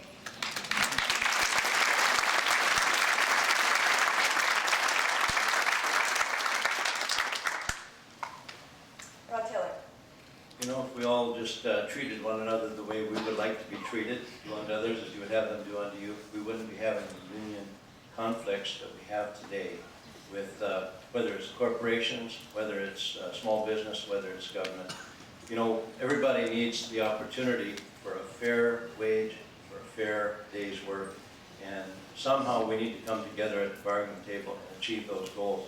One thing that I would propose, though, is that union bosses and government, you know, ministers and MPs, their salaries should be disclosed, should be transparent, You know, that it's the worker on the job that deserves the representation, but sometimes the negotiations take on a theater aspect, and we're not always sure the motivation behind the efforts and words of those right in the heat of the negotiations. Workers deserve to be able to refuse unsafe work. Thank you.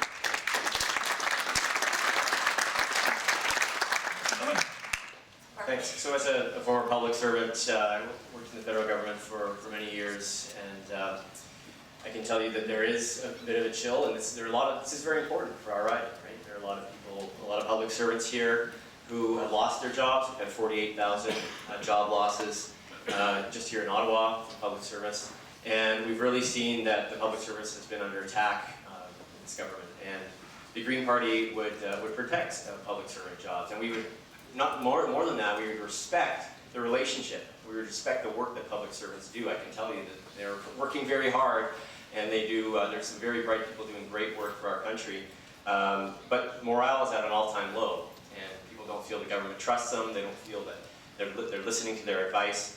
So we really need to restore faith in our government's faith in the public service. And again, to echo Marlene and Anita, the Green Party absolutely believes in the right to collective bargaining in this country.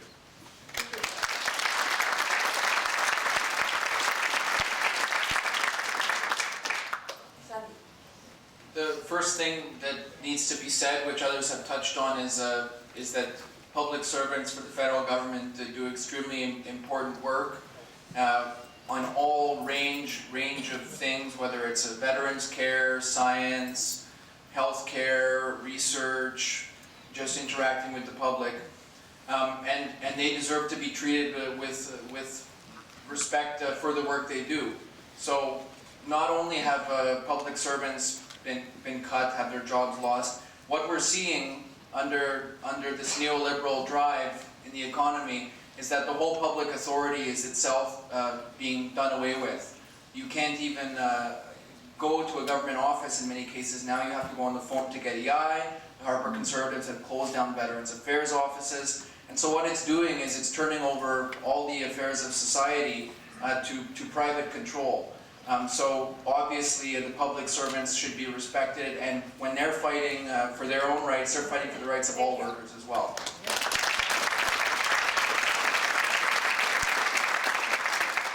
So I'll ask Mr. Heaton to please turn off his mic, and Mr. Abdi, I think yours is off, so if you could turn it on. And again. Okay, great. Your turn. So, okay, all right, so let me start off by saying, if you're a public servant in this room, we thank you for the service that you do for our community, and we thank you for the service you do for our country. That's the first thing. Second thing I'd like to say is that the best way to protect public service jobs is a balanced budget, and this is what this government has done.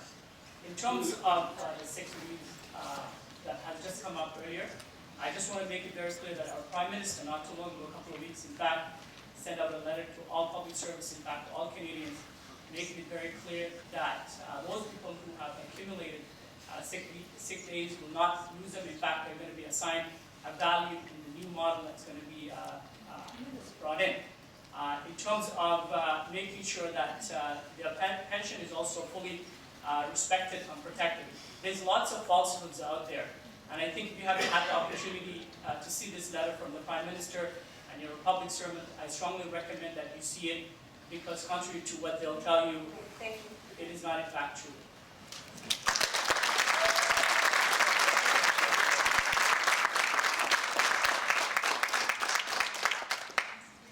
Okay, so we've got 2 more for all the candidates, and I know you're all getting ready for your questions, so don't worry, you'll have your turn. Oh my gosh, sorry, okay. So this one is going to be Anita Van Velden. I've been keeping track, so get ready for your mic. What do you think Canada should commit to during the Paris UN Climate Change Conference this December? And how do you think this commitment should be achieved? Justin Trudeau has been very clear that we will absolutely attend the climate change conference in Paris, and within 100 days we will convene a First Ministers' Conference where we will bring the provinces together, and working together with the provinces we are going to set real targets. This is one of the issues I think that it's one of the great issues of our day. And I believe that if we can sit down with the provinces and dialogue with the provinces, which is something that Stephen Harper has not done, not only do we need to work together, but we also need to go back to taking a leadership role. We were in the middle, in Montreal, it was a Liberal government that was leading the second round of the Kyoto negotiations when the government was brought down.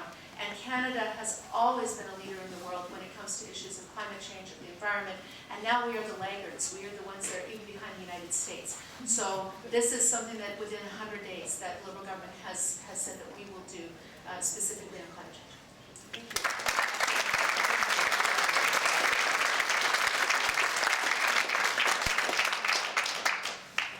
Rod Taylor. We know that our climate is changing.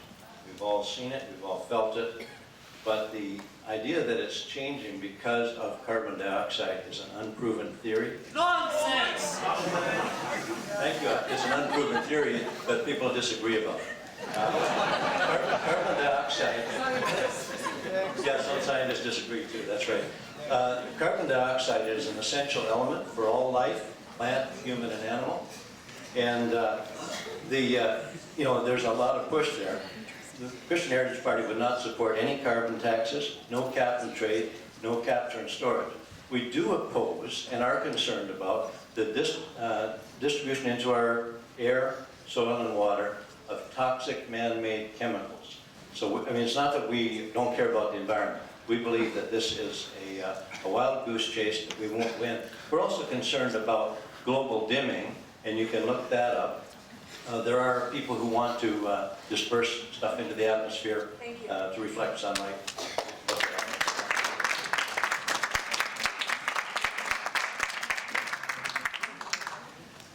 You might be surprised to hear that I have a different opinion from Rod. So I don't even want to waste time going into whether climate change is real or not. 97% of scientists say it's a fact, right? I mean, a lot of people still think the Earth is flat and it was created 6,000 years ago too. So, Green Party, you might be surprised to hear we have a plan for addressing climate change. And we want to see a 40%, we have to get to work here, people. This is a crisis that is, it's not for tomorrow or the next generation, it's happening now. We need to reduce our emissions. The Green Party wants to reduce emissions by 40% by 2025, 80% by 2050, and elimination of fossil fuel use by mid-century. We have a Canadian climate and energy strategy, and we will not, we're the only party who is opposed to all pipeline development in this country, including Energy East, which is going through Ottawa, until we have a climate plan, until we have a plan to reduce emissions in this country. And they don't, and pipelines do not threaten our waterways.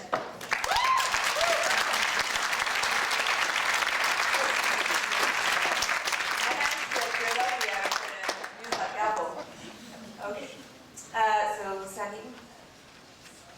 For the Marxist-Leninist Party, we think that the problems of environmental destruction, of climate change can be solved. And really the way to do this is by empowering human beings, especially working people, First Nations people, to decide what to produce and how to produce it. A lot of the destruction we see today is in the opinion of the MLPC, a result of the monopoly right of international corporations being the decision makers over the economy and so many things that affect our lives.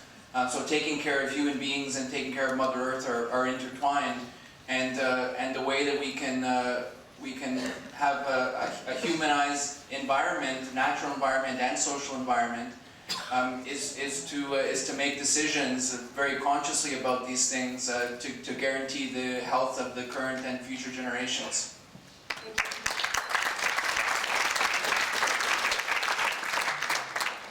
So the Conservative government is the first government that in fact has had a net reduction in greenhouse gas emissions. Kyoto. Taking my time, so give me extra. Kyoto, in fact, made it, they signed, the Liberals signed Kyoto, and in fact, greenhouse gas emissions went up under their watch.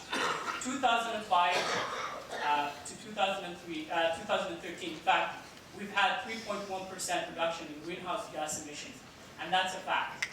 What we have is a Liberal government that is going to introduce a carbon tax, and that's not something we can afford. On the contrary, this is what we've done. We've taken responsibility here in Ottawa in terms of making sure that we clean up the Ottawa River by giving $62 million to make sure that project comes to fruition. We've also made sure that we provide full funding to the LRT in terms of that $1 billion that was requested from the federal government. What that means is that you're going to have light rail transit that's going to come all the way here to Bayshore and Baseline, that's going to make sure that people get to work on time and less cars on the road. At the same time, we grew the economy by 12%.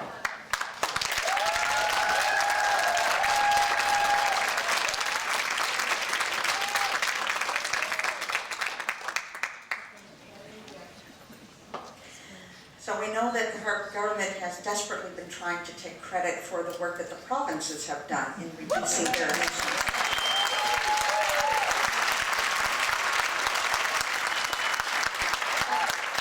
A little bit of history here. Jack Layton passed in Parliament a climate change bill which was overturned by the Senate. That's a rather grim piece of history. The NDP is certainly committed to be at that summit and to make the appropriate commitments on behalf of our country. And at home you can count on us to begin by eliminating the Conservatives' billion-dollar subsidies to the fossil fuel industry. We will also promote green bonds, and we will enter into the cap-and-trade system that is evolving across Canada and the United States, because that is the quickest way to get on the job to reduce our emissions.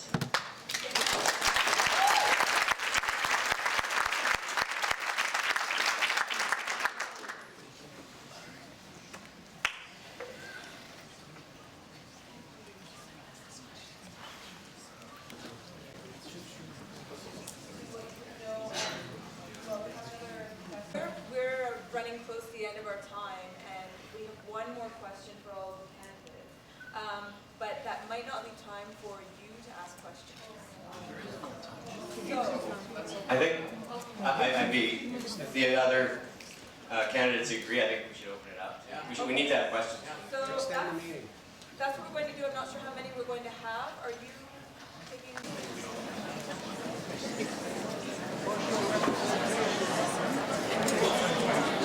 This question is especially to Mr. Abdi, but the other ones can answer it too.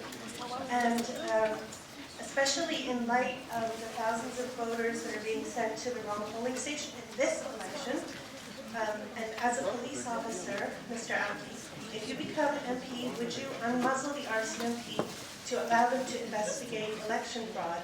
The CBC and Post Media News reported in 2012 that the Harper government directed the new protocol, the RCMP, to ask permission from the Minister of Public Safety before investigating MPs and government. Mr. Abdi. Thank you very much for that question. All I have to do in response to that question is I support fair democratic practice, and anyone who's in breach of that should be dealt by the full extent of the law.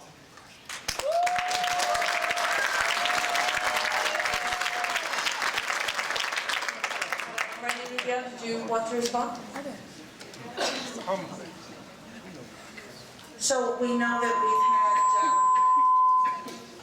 had two Conservatives convicted of crimes. We have had others who have made deals with Elections Canada around their failure to adhere to the Act. And certainly what the judge said in the Michael Sona case was that we had clearly not gotten to the bottom of that story, that there are an awful lot more people involved.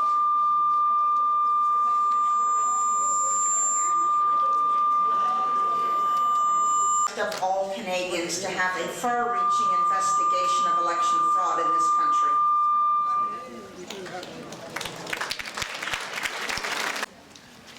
Hi there. I just want to very quickly say to all of you, I'm very proud of the respect that you've all shown to each other during this debate. I've been brothers in the past. So thank you very much to all of you. The question, it's very quick. It's a yes or a no. That's all I'm looking for.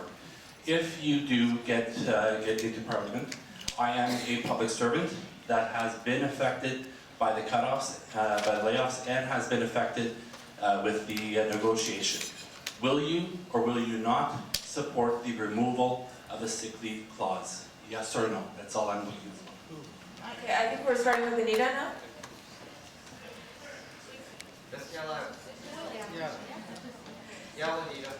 We will bargain in good faith. We have to do that at the collective bargaining table. Okay, so I think he said yes or no, so if you want to answer this question, you need to answer it yes or no. Okay? Mr. Taylor? Well, I think what I want to say, I'm sorry, it's just not yes or no. Any agreement, signed agreement, We're going to stick to yes or no. So let's go back to Ms. Vandenbeld. signed Is it a agreements, yes or a no? you know what? Signed agreements need to be honored. Yes or no? Okay, signed agreements need to You be honored. don't That's have to fine. answer the question, but you do need to answer yes or no, please. I'm afraid I don't know all the implications of a yes or a no. I'm saying signed agreements need to be honored. Mr. Brooks? A clarification, you mean the Conservatives' plan to reduce sick leave? Yes. We do not support that, no. No, sick leave for rights for all workers. Ms. Brown? Very important to respect the process. Okay, that's not a yes or a no. That's not a yes or a no. So we need a yes or a no. I made it very clear that it's very important to respect the collective bargaining. Okay. Okay, so what he said is it's important to respect the collective bargaining agreement. You didn't get a yes or a no. We're going to move to Ms. Riviere. No.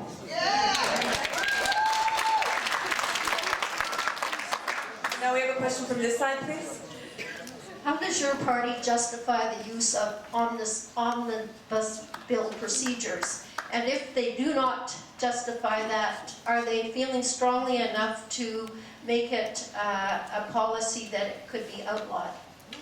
Okay, so I don't know if that was directed to anyone in particular, so I'll start with Rod Taylor. Both the Liberal and Conservative governments of the past have used the omnibus bill to bring in things that are very unpopular. I disagree with it entirely. I think when MPs are asked to vote, it should be clear what they're voting on, and they shouldn't be compelled to vote against something, for something that they don't want in order to pass something that they do want. So I would oppose the use of omnibus bill.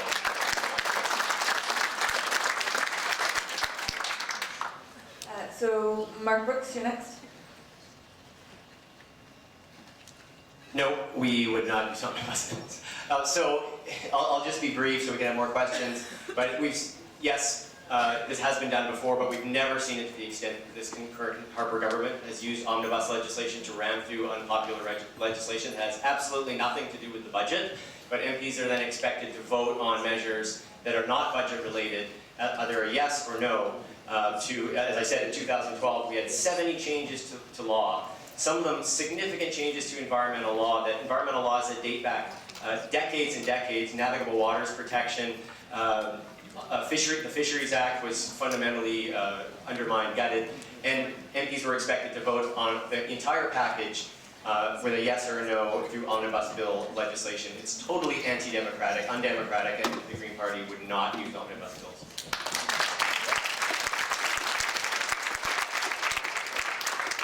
We're going to move to Sam Heaton if you'd like to answer. Omnibus bills, first came about in the 19th century because there was two railroads being voted on and they didn't want to waste time, so they put them together. They're bills that supposed to contain related legislation. And but today, basically, what they're used for is to eliminate the role of Parliament altogether under the Harper government. When you go down to it, a lot of members of Parliament of all parties admit that they haven't read most of the bills that they're voting on, because it's just to create complete confusion. And so not only are Canadians not informed about these things, parliamentarians themselves are not informed, and a lot of these bills are written by private industry and the Prime Minister's office, so no.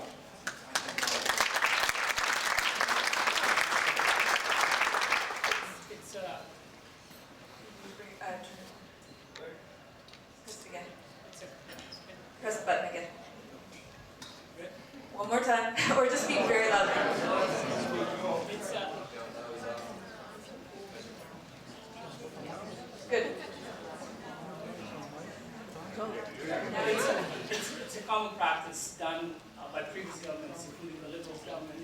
local governments in the past to bring several legislations together. If I can maybe speak up a little bit in terms of our 2011 promises that we made to Canadians, we've kept all those promises. The one that we have not done is the adult fitness tax. That's the only one that we haven't done, and we want to make sure that we deal with it. The reality of it is this: we have made progress for Canadians in the economy. Okay, again, Mr. Uppy, the question was about omnibus bills. We need to stay focused on that. That is part of the package, is to bring a number of legislations together for the best interest of Canadians, including growing the economy and job creation, and that's what we have done. $750 million. Okay, we've got Marlene Nepean, and I noticed that Anita Vanderbilt's microphone isn't working, so she can use her neighbors to help share. Okay, Marlene. The New Democrats are committed to open government, and we will not use Trojan horse omnibus bills.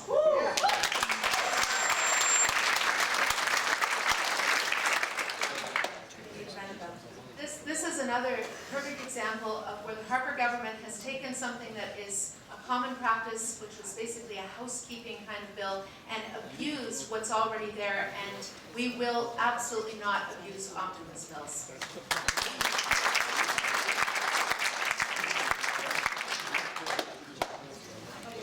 All right, so now we have a question from this side. Okay, I could do another negative comment, but let's go positive.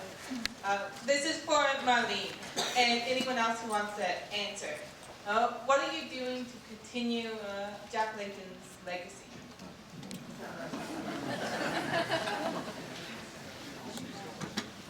Wouldn't it be wonderful if we were all trying to continue Jack Layton's legacy?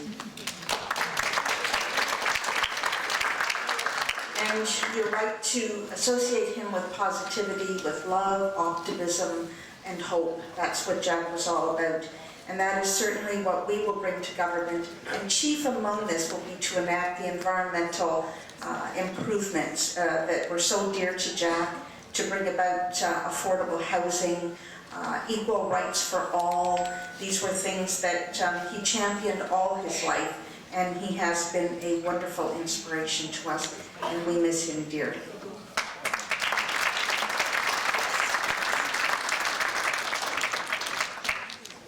So is there anyone else who wanted to? Oh, Yeah, can I say? sorry, Mark Brooks has Just a quick comment, because I think it's really important, the question about keeping things positive. I mean, there is obviously a lot of disagreement between the candidates, between the parties, but we have a very adversarial political process right now, and I think that, you know, one of the things that distinguishes our party, I mean, we don't think that we have all the right answers to everything, and other parties have good ideas as well, and I think that we, if we had a different voting system, a different electoral system that's proportional, right? So that the number of seats you get is proportional to the vote that you get. That we don't have majority governments with 39% of the vote. It would force us to work across party lines a lot more and be more collaborative and to come up with the best solutions. That we all have something to offer here, right?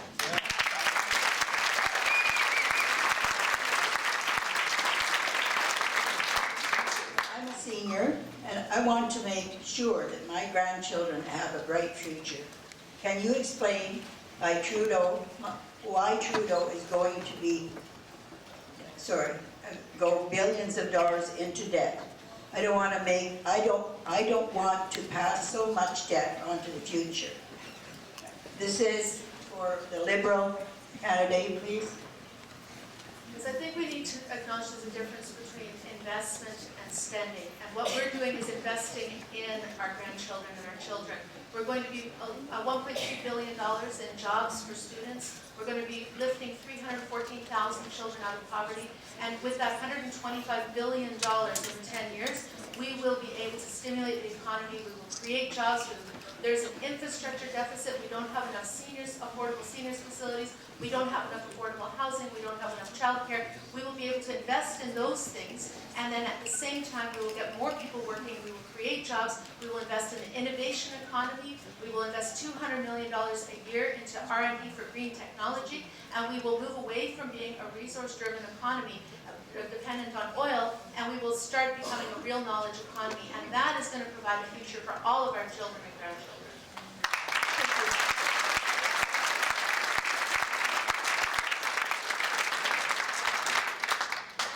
I appreciate the question. I believe that when we spend money today that we don't have, we borrow money, that's like taking it from our children. They're the ones that are going to have to pay it back. And we think it's just not fair that we spend money today, and sometimes the money spent today is spent buying votes, and we've seen a lot of that in the last little while. But we think it's important that we take responsibility for the cost today and start paying down the debt to reduce the strain on our children in the future. We do have one plan for families that haven't been able to talk about, haven't had a chance tonight. It's $1,000 a month to families where one parent is able to come out of the workforce, stay home, look after the children, give them the best child care possible. And it also applies to, we call it a family care allowance. It also would apply to families where there's an elderly or aging person who needs care in the home, and one adult in the home is able to stay home, provide that care. We think that's one of the best things, and we do call that an investment in families, investment in the future. Thank you. Mark Brooks, did you want to comment? I'll just quickly say that, you know, of course, we don't want to run huge deficits. But at the same, and you know, and the Green Party's platform is fully costed. We want to invest in a housing strategy, a senior strategy, in infrastructure and education and youth, and we can do so and still balance the budget. But I do want to say as well, from an economics perspective, as an economist, again, small deficits are not the end of the world. Canada is in a very good position in terms of its debt to GDP ratio. And we all know that there's good debt and bad debt. I mean, we invest in ourselves, in our future. We go into debt for education. We go into debt for our housing sometimes. But unsustainable debt is not okay. Small deficits when the economy is not good is actually a good idea if you're making the right investments. When the economy is booming, that's when we should be paying down our debt, and we do need to pay down our debt. Thank you very much. Senator, did you want to comment? Say briefly, the Marxist-Leninist Party is calling on the youth to create a bright future for themselves and to be very active and defend themselves for the future. And this is the most important thing, is to start now. But the question of a deficit or not, what is going to guarantee a bright future for the youth is if we ensure that the economy is directed towards human beings. So we have social programs where we're investing in social programs, investing in fulfilling the rights of the people, providing them with a guarantee, and then not paying the rich, whether it's a balanced budget or a deficit. Thank you. Mr. Abdi? You're absolutely right in regards to the issue of deficits. We just came out of a very tough global economy. We're doing well. We're moving on the road to recovery, and this is what's happening. Justin Trudeau made it clear he's not going to run a deficit. He is running a very big deficit. Further, if you think that's the only thing you need to be worried about, you need to be concerned about the universal child care benefit, which they're not interested in. Families, family income splitting, they think that's for the rich. They want to make sure they get rid of, claw back the TFSA. That's helping people save money. So everything you want to save for your grandchildren, they want to get rid of it. Not only that, they want to promote doing that by running a deficit. Look, the math just does not add up.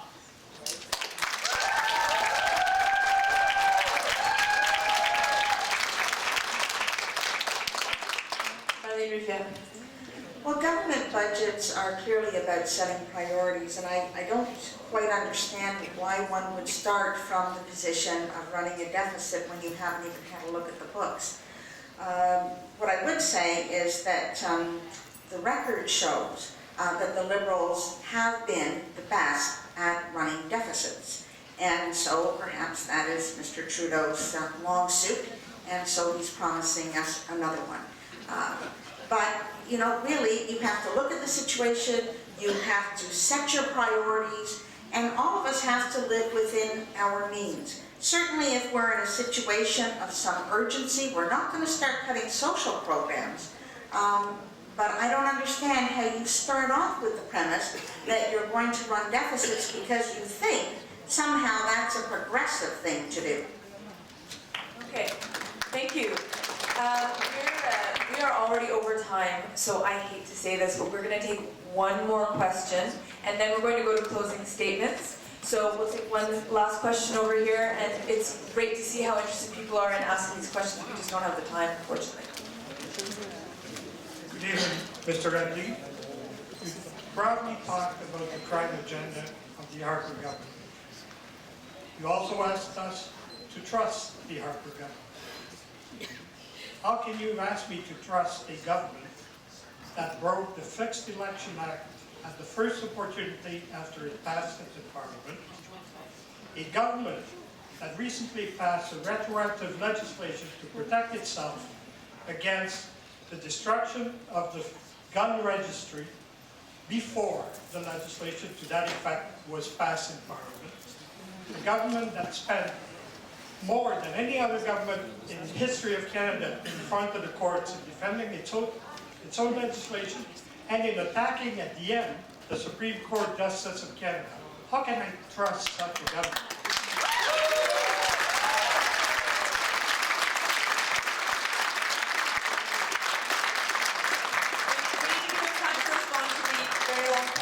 So, Mr. Abdi. Thank you very much for the question.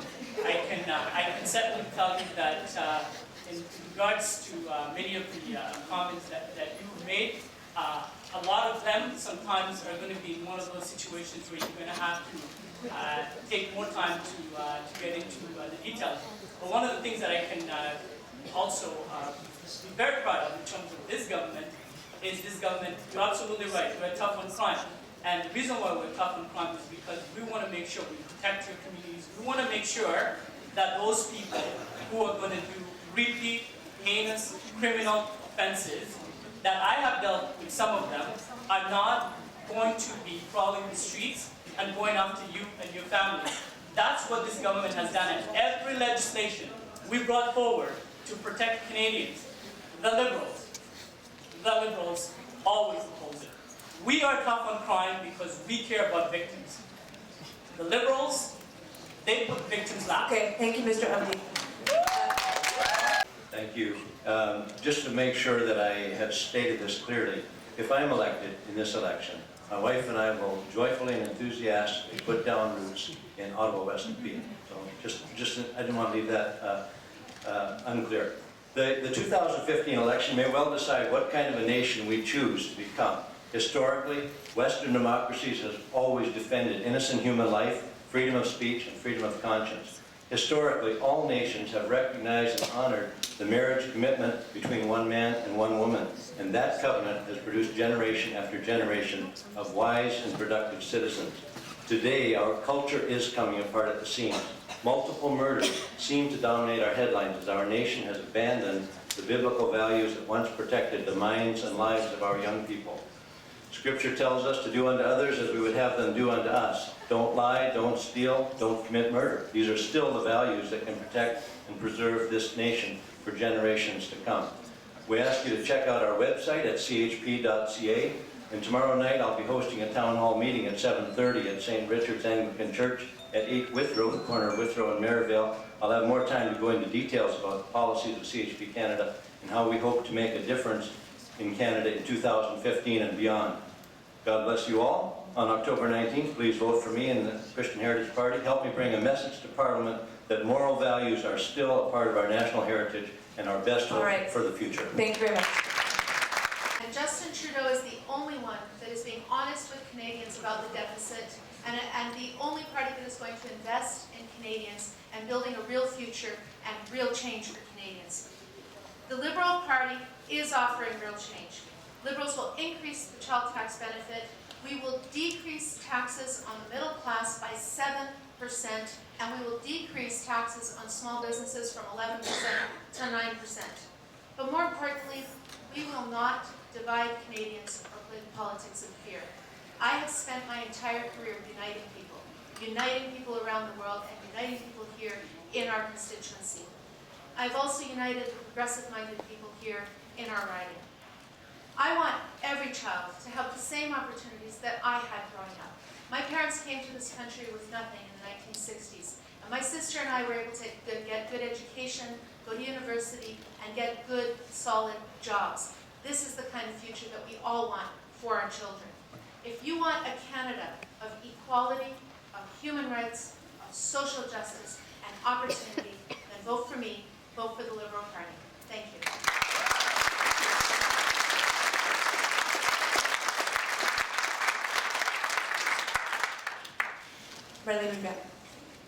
Over the coming days, I'll be knocking on doors, making telephone calls, and tweeting, asking for your support to elect an NDP government. I'm running because I care about our communities. As I've said, I grew up in this area and I've worked in this area all my life. Whether in my community work or in my professional work, every day I see people who are struggling, and every day I'm inspired by them. I'm inspired to see how much better their lives can be when someone listens and shares a bit of strength and compassion. Making life better for people and for communities requires both strength and compassion, and that's what I will bring to Parliament. So on October 19th, I'm counting on your support to bring strong and compassionate change to Parliament. My name is Marlene Nepean, and I am the NDP candidate for Ottawa West Nepean. Thank you.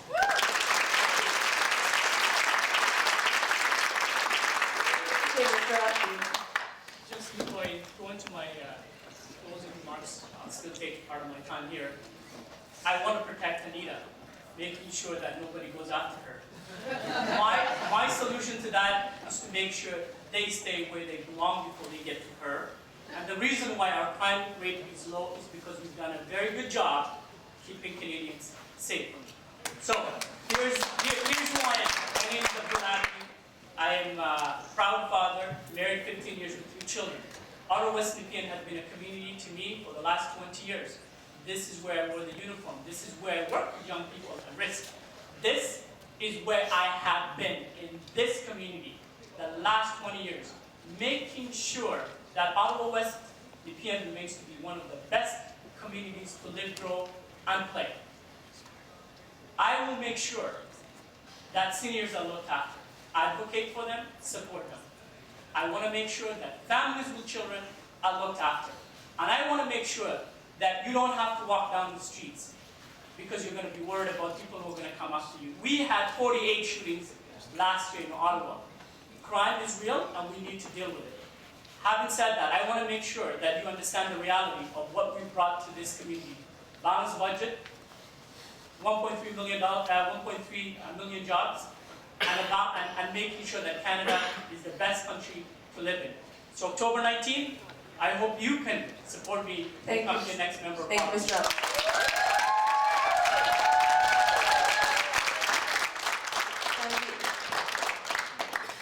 I wish we had started with the questions because you can have really interesting discussion when it goes that way, and sometimes the questions are repetitive. So my point is I hope we can continue to do this kind of thing in this riding across Ottawa and after the election as well. But I would say just 3 things. Whether they're in the riding or not, call 3 friends, encourage them to get out and vote to defeat Harper. Especially my generation, we don't vote very much. We can make a big difference.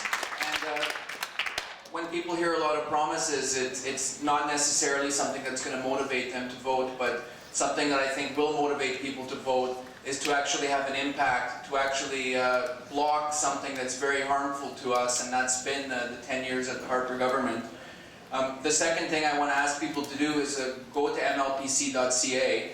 We're the only political party in Canada which has a daily newspaper that we send out to our readers. You can subscribe, and we're discussing the matters of concern to Canadians, the kind of things we were talking about tonight, and basically dealing with the whole question of how we can empower ourselves and defend the rights of all. And then the other thing is, if you are looking to defend people's rights, if you're looking to renew the democracy, if you're looking to stop paying the rate to increase funding for social programs, vote Marxist-Leninist on October 19th. I'm Sam Heaton, the MLPC candidate, and vote Marxist-Leninist, also defeat Harper. Okay, So Mark Brooks, you get to be the lucky last person to finish. Oh, the pressure. First I just want to thank the organizers and thank all of you and thank my fellow candidates. I think it's been a great spirited debate, and thanks for coming out and spending so much time with us. I think that, I hope you've learned a little bit about the Green Party. We have a set of core values. I think we're a little less adversarial in our approach. We want to work with the other parties. We believe that a healthy economy depends on a healthy environment. We're opposed to Energy East, the only party to be opposed to that pipeline, and we believe in the independence of our MPs, and we will not whip votes. So, the best thing for those of you concerned about the environment, climate change, social justice, restoring Canada's place in the world, the best thing is a green wave sweeps across the nation and Elizabeth May becomes Prime Minister, right? Barring that, folks, we need electoral reform. And I'd also like to thank all of you for coming out and your patience in staying later than certainly we had planned. Things ran a little slower at the start, but I hated to shut things down because of there was so much interest in questions, and I wish you all a good night, and remember, polls open tomorrow through Monday, and then again on the 19th of October. So please go out and vote. Listen to the women.